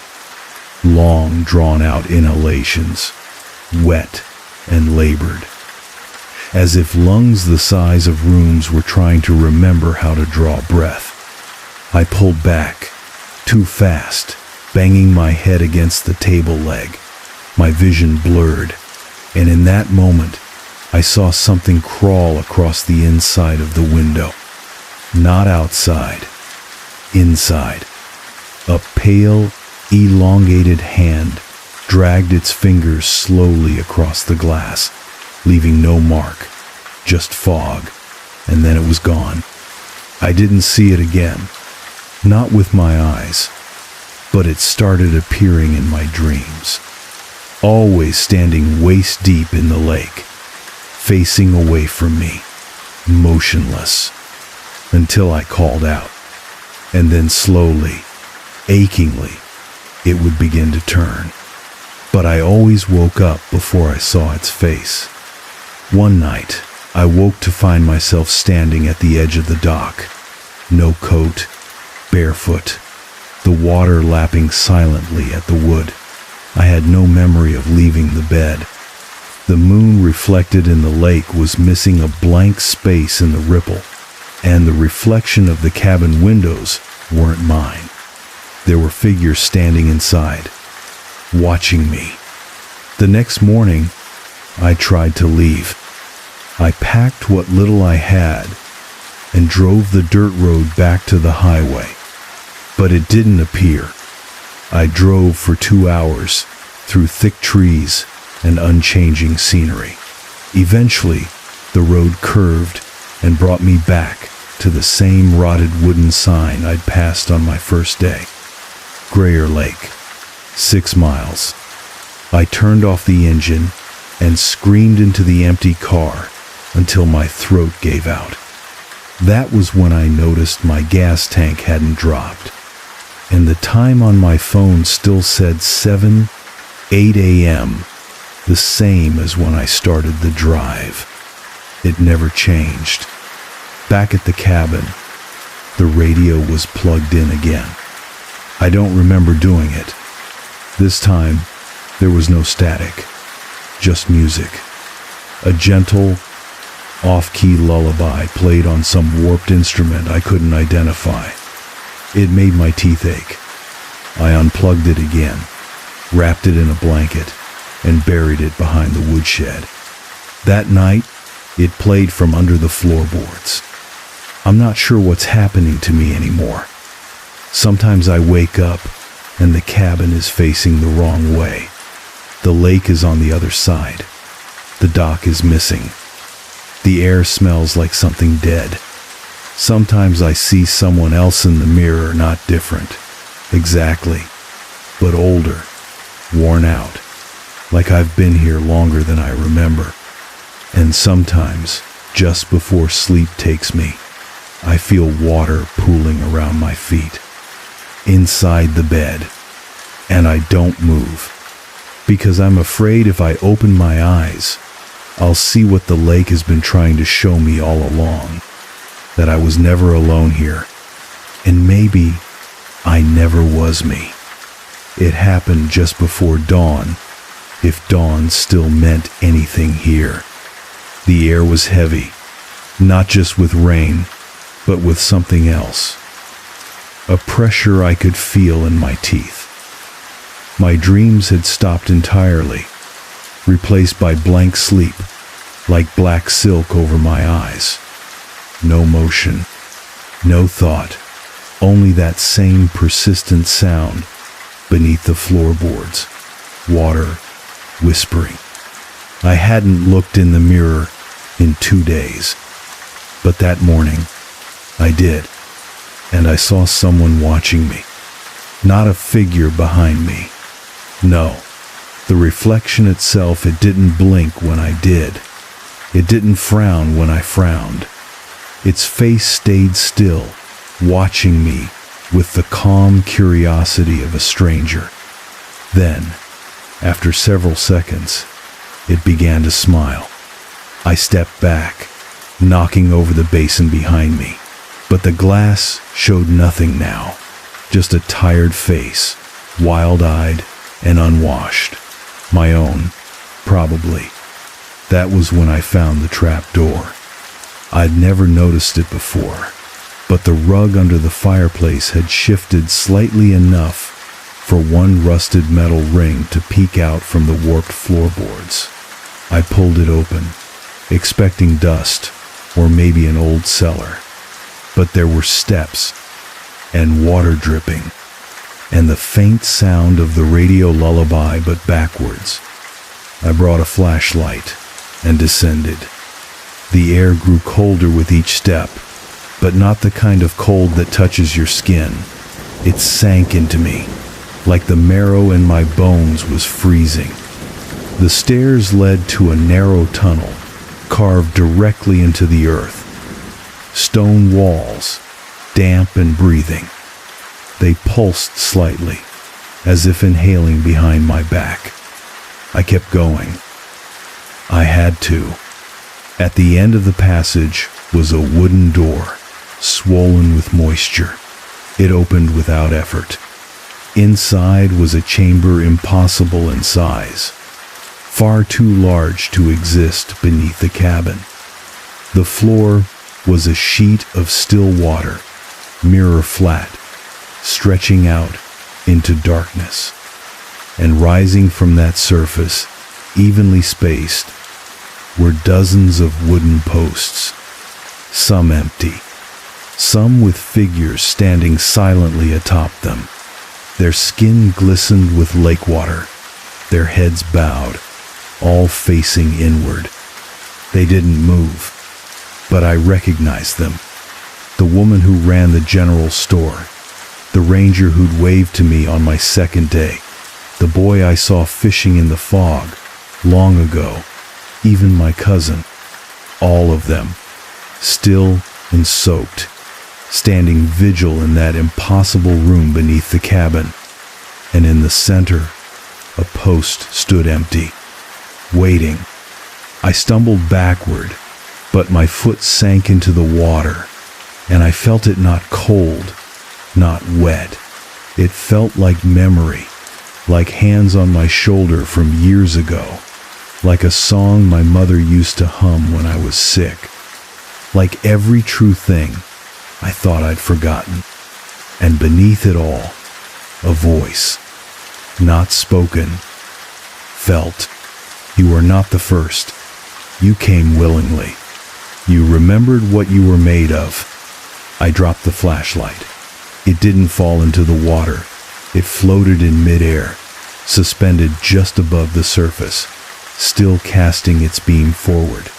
The reflection it threw onto the far wall wasn't mine.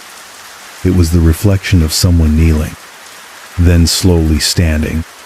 A figure emerged from the far edge of the water, pale, thin, not bloated like something drowned, but clean and unfinished, like something not yet named. Its eyes were hollow, but aware. It mirrored my movements. When I stepped back, so did it. When I raised my hand, it did too, half a beat slower, like it was learning. And then it spoke, with my voice. But it didn't speak words. It spoke moments. The memory of being 10 years old and hiding in a closet during a storm. The guilt of not calling my father before he passed. The shame of smiling when I finally quit. All of it, all at once, like a flood behind my eyes. I fell to my knees. And that's when I saw the walls weren't made of stone. They were made of mirrors. Each one showed me a version of myself. Some older, some younger, some terrified, some content, all of them trapped. Watching. There was never a lake. Not in the way we think of lakes. There was a mouth in the world. A soft, breathing mouth that drank memory and gave stillness in return. It was here long before the trees, before the maps forgot its name. People come here when they no longer wish to carry their own weight. They come for peace, but they stay as echoes. And I had heard them all. That's what the rain was. Not water them. Endless soft weeping from those who stayed. Their grief echoing through the clouds. Their silence filling the woods. Their reflections waiting to be remembered. The post in the center of the chamber was still empty. And I knew what it wanted. Not my body. My shape. Something to wear. To walk in. To speak with. So it could call the next one. I ran. I don't remember how. The tunnel collapsed behind me in soundless implosion, as if the air had been swallowed. The trapdoor slammed shut before I even reached the top. The floor above was dry, cold, but something had changed. The picture on the wall was back, and I was in it now, standing next to my cousin, waving. It's raining again today. Not that it ever really stopped. But there's something softer about it now, less like weather, more like memory. I've stopped checking the calendar. The pages curled away weeks ago, damp and thin like old petals. The radio plays on its own again. I don't try to bury it anymore. It hums softly in the corner, replaying the lullaby, not backwards now, not warped, just slow, familiar. I recognize it. My mother used to hum it when I had fevers as a child. I asked her once where she learned it, and she said, "I think I brought it with me." I didn't understand then. I do now. The lake is quieter these days. Still, yes, always still, but the unease is gone. Or maybe I've just become part of it. I still see the ripples sometimes, even when there's no wind. Sometimes I whisper to them, and sometimes they whisper back. I don't leave the cabin anymore. Not because I'm afraid, because I've accepted it. There is a kind of peace in being forgotten, a weight that lifts when you finally stop reaching for explanations. I used to fear what was beneath the surface. Now I know it's everything I've tried to leave behind, and everything that gently waited for me to stop running. I think this place is old, older than any map or memory. It doesn't want to hurt anyone. It just wants to be remembered, to have a voice, and so it borrows one. Mine, now. Sometimes, in the haze before sleep, I feel myself walking the edge of the lake, not with legs, with something else, something broader, a presence that rises through the trees and slips into windows, watching, listening, and sometimes I hear cars on the road, new voices, people like me, tired, hollowed out by noise, people looking for somewhere soft to vanish. I know the pattern now. It begins with the sign, Greer Lake, 6 miles. I never remember putting it back up, but it always returns. Sometimes I dream of that post in the chamber below, still empty, still waiting. But when I wake, I feel my own weight in the bed, my breath, my pulse, and I tell myself, you're still here, but mirrors don't lie, not here. And each morning, when I catch my reflection, there's a moment just before it aligns where I see it hesitate, like it's remembering which version of me to be today. I wonder how long that will last. I wonder how many of us are watching ourselves from the other side, waiting, listening, calling. If you're hearing this, if this story made its way to you, somehow don't look for the lake. If you've already seen the sign, it's too late. Just don't follow the road. Stay noisy. Stay awake. Stay forgetful. Because once the lake remembers you, you never really leave. You only reflect. Forever. They gave me a checklist. Not instructions. Not a contract. Just a checklist titled Red Mare Lighthouse, Winter Cycle Maintenance, Solo Post. I found it folded in half, inside an envelope, taped to the front door of the supply shed. No one was there to meet me. No supervisor, no welcome, not even a note, just the list, and a key. I unlocked the door myself. Inside, the air was salt-heavy and sharp, like rusted chain and low tide, the kind of smell that never entirely leaves your clothes. I stood in the narrow foyer and read the checklist again. Test radio equipment. Record signal strength. Maintain generator. Stay off the rocks. Lock tower door after dark. Do not keep a log after 11 p.m. If the foghorn calls twice, wait. If it calls 3 times, do not answer. No explanations. No initials. Just that. I took the job because I needed to be somewhere else. Anywhere else, really. The kind of place where my phone wouldn't work, where no one could send condolences I wasn't ready to receive, where the sound of the ocean might smooth out the edges of everything I was carrying. My brother had passed away 3 months earlier. Not suddenly, the opposite. It was long, slow, the kind of goodbye that gets stretched across hospital rooms and morphine drips and things left unsaid until it's too late.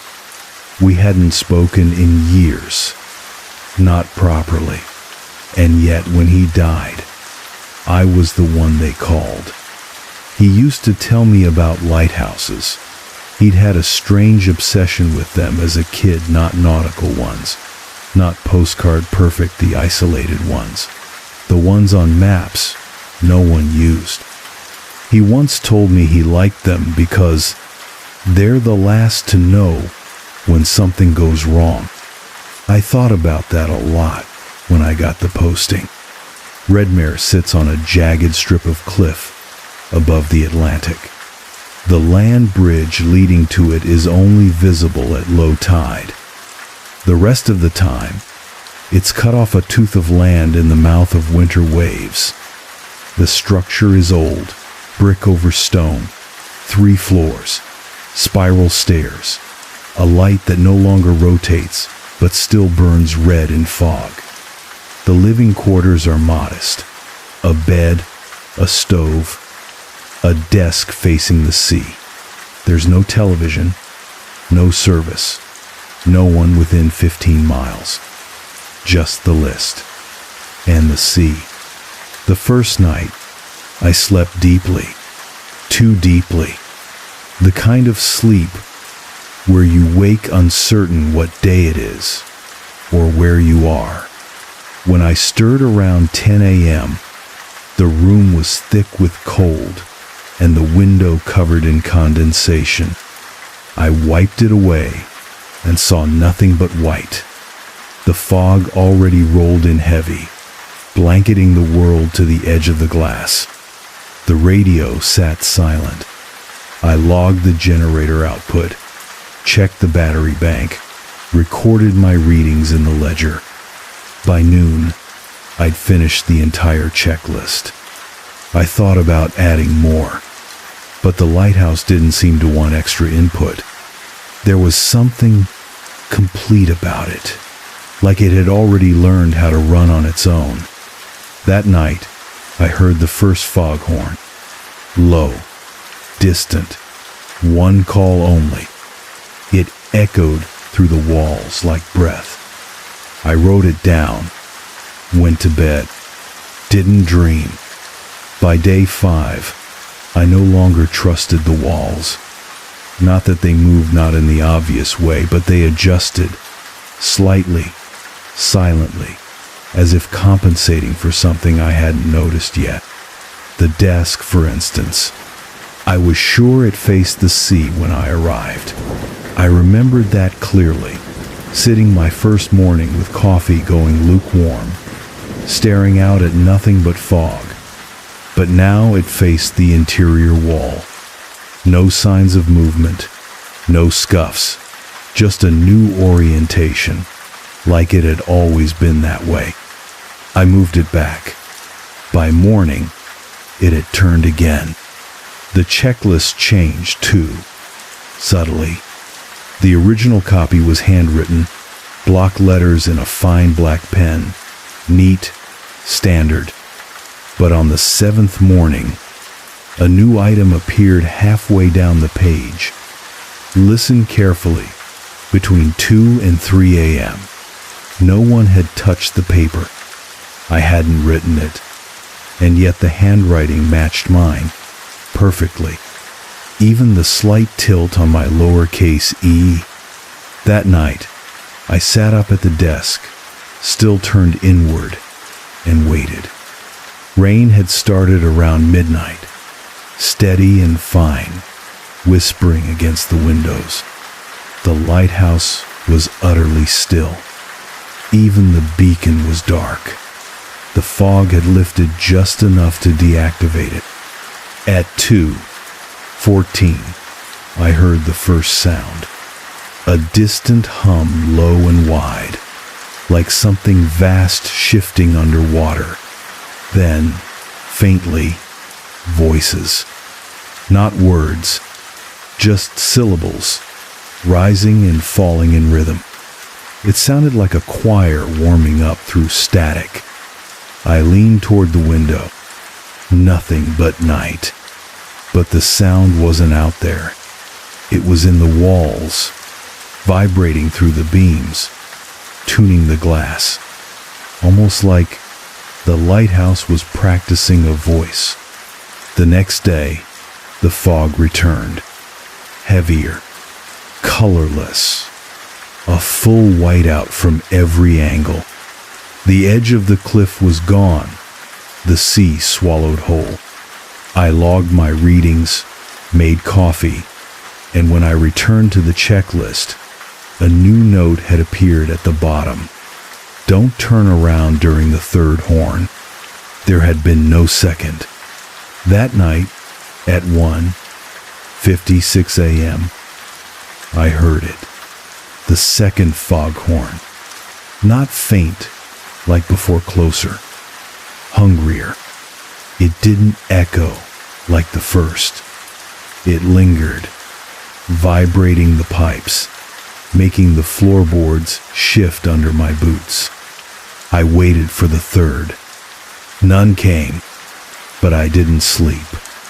Not well, because I woke at 4:09 a.m. with the blankets folded, perfectly, hospital corner tight, and I never make my bed. The journal I'd brought to keep myself anchored small, leather, stitched, began to fill on its own. Not whole pages, just phrases at first. We remember what you forget. Do not record what cannot be kept. The light must remain unspoken. Stop logging in. Ink. Then, drawings. The lighthouse viewed from above, but distorted, wider at the base, with rooms that didn't exist. One spiral extended downward, below the rock. On the 10th morning, the foghorn blew once again. Just once. Low, barely audible, but this time, the checklist was already updated. I didn't notice at first, only when I flipped it over, looking for the last day's entries, and found 3 new rules handwritten in the margins. If the light shines red after 4 a.m., close your eyes. If you see your reflection in the beacon glass, do not wave. If something else is in the stairwell, do not descend. I stood at the bottom of the tower for nearly an hour that night, listening, waiting, but the stairs remained empty. The red light never turned on. Still, I couldn't shake the feeling I was being trained for something, that the lighthouse had started timing me, like I was part of a routine it had run through many times before. By the 12th night, I began waking to completed logs I didn't write. Each morning, the maintenance ledger would be filled in generator readings, wind speed, tide schedule, even signature, in my handwriting. But I remembered only fragments of the night before. How I had started the entries, how I had blinked, and suddenly they were finished. Dates accurate, details correct, but distant, like watching a recording of myself doing it rather than remembering the act. I stopped using the journal. It kept answering me, I'd write a single line, "I didn't hear the horn last night." And the next page would contain, "You did. You just weren't supposed to respond." One night, I tore out a page and burned it in the wood stove. The next morning, the entry had returned. Same handwriting, same ink, just slightly. Earlier in the book, the beacon began to rotate again. I never turned it back on. One evening, around 3:00 a.m., I climbed the tower out of habit and found the entire mechanism humming softly, the lens sweeping in a perfect arc, despite the switch at the base still flipped off. I stood in front of the glass, watching the red light pass across the fog, and for a moment, I saw my own reflection not mirrored exactly, but delayed. It moved just a half second too late. Then, it smiled. I hadn't. That night, the foghorn called 3 times. Soft, measured, from far out at sea. I froze, remembering the checklist. If it calls 3 times, do not answer. So I didn't. But the tower shook anyway, just slightly, as though disappointed. On the 15th day, I discovered the second journal. It was tucked beneath the floorboards of the sleeping quarters, wrapped in oiled canvas. The leather was worn smooth, pages soft, stained with seawater, and on the inside cover, in faded ink, R. Loring, winter cycle, year unknown. I read it cover to cover. The writing started strong, technical, observant, then gradually shifted. Shorter entries, stranger phrasing.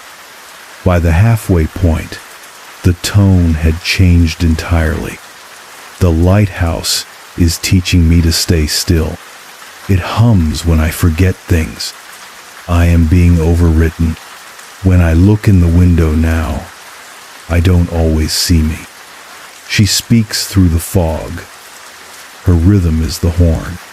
The final page simply read, "I've finished logging." She logs me now. I couldn't sleep that night. Every shadow seemed to ripple, not move, not grow, just shift in tone, like they were listening. The red light flickered once, twice, then stopped. And in the dark, I swear I heard footsteps in the stairwell, not approaching, just waiting.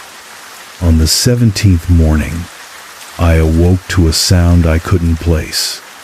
Not the horn, not the rain. It was soft, mechanical, typing. I followed it to the desk. The typewriter I hadn't touched since arriving now, tapping by itself. Each key pressed slowly, deliberately, spelling out, "I have learned your walk. I have learned your breathing. You are almost still enough." Then silence. The ribbon wound tight. No power. No hands. Later that day, I tried to find the land bridge. Low tide had just passed, but the path was gone. Not submerged. Gone. Only jagged, seaweed-streaked rocks stretching for miles. No signs of the old wood planks. No trail markers. Just ocean. Flat and endless. I stood at the edge for a long time, the cold creeping up my legs. And I heard the horn, just once, from directly behind me. I returned to the tower and found a new checklist on the desk. Typed, no handwriting, no stains, fresh paper, and at the top, Cycle 2, Replication stage. It listed tasks I'd never done before. Stand at the beacon for 3 minutes. Breathe with the horn. Face your reflection. Forget. Begin. Again. At the bottom, in small gray type, you are not the first, but you're the clearest. The fourth horn call didn't come from the sea. It came from below.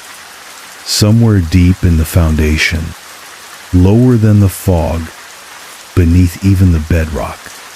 It was lower in pitch, too heavier, like a pulse made audible, a heartbeat inside the tower. I had been logging my days without realizing how long they'd been, because the sky didn't change anymore. Not truly. Cloud, fog, rain. Cloud, fog, rain. Red light, white sea. Red light, white sea. The checklist updated daily. Always typed. Always precise. The tasks had changed. I wasn't maintaining anything anymore. Now the list simply read, sit in the beam for 1 hour. Say nothing until after sunrise. Let the glass remember your face. Echo your last words. Do not speak after the 3rd repetition. Do not listen to the version at the top of the stairs. That night, I climbed the tower and looked for the reflection again. It was already there, waiting for me. Not moving, just watching. The glass had lost its reflective quality. Now, it was a window, and behind it, a room identical to mine. Same stairs, same lamp, same narrow lens. Only this time, I saw the version of me I hadn't quite realized was missing. Still, hollow-eyed, breathing too slow. Its lips moved. I listened, but it wasn't speaking in my voice. It was using his. My brother's. I didn't run. There was nowhere to go. I descended the stairs instead. The hum in the walls became a rhythm. Familiar. It wasn't mechanical. It wasn't electricity. It was respiration. Inhale through the vent pipes. Exhale through the horn. Back in the supply room, the typewriter was active again. No one touched it. It clacked softly. One line, repeated. The roll remembers you. The roll remembers you. The roll remembers you. The checklist updated again. This time, it was one word only. Submit. That night, I saw the extra door, halfway up the stairwell, where no door had been before. Rust-streaked metal, old naval bolts, a plate above it, dulled by sea wind. I wiped it clean, etched into the brass. Cycle room A, archive, in process. I unlocked it without a key. The room beyond was narrow, windowless, lined with mirrors not reflecting glass, but recording panels. Each one shimmered faintly with heat, and in each one, a version of me, sleeping, typing, staring, crying, dozens of poses, dozens of me, some blinking, some whispering things I couldn't hear, some facing away, like they knew I was watching. There was no control panel, no off switch, just one plaque bolted into the far wall. Lighthouse Redmare, Behavioral Imaging Station 6. All patterns must be sealed in repetition. All rhythms must be clear. All reflections must eventually wave. This light is not for warning. This light is for learning. Thank you for your role. I stood there for a long time, just breathing, watching, and then something behind the mirrors breathed back.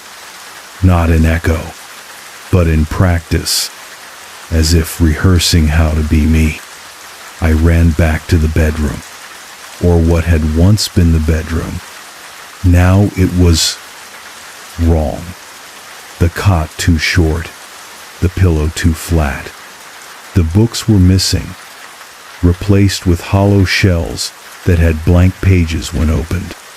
Even my boots had changed smaller, worn in the wrong places. I opened my journal. The entries were gone. All of them, replaced with variations of the same sentence. He adjusted well. He adjusted well. He adjusted well. And at the very bottom, Cycle 3, Readiness 97%. I stopped reading the checklist. It didn't matter anymore. Even when it changed, and it always changed, the actions it listed were ones I'd already done. Stand here. Sit there. Watch the beam. Forget the hour. Forget the day. Forget the point. The final entry simply read, "Remain.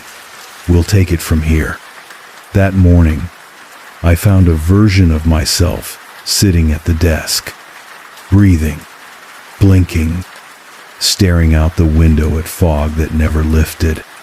The chair creaked softly beneath him, like it always did when I leaned back. I stood there and watched him for a long time, then walked past him, down the stairs, and into the heart of the lighthouse to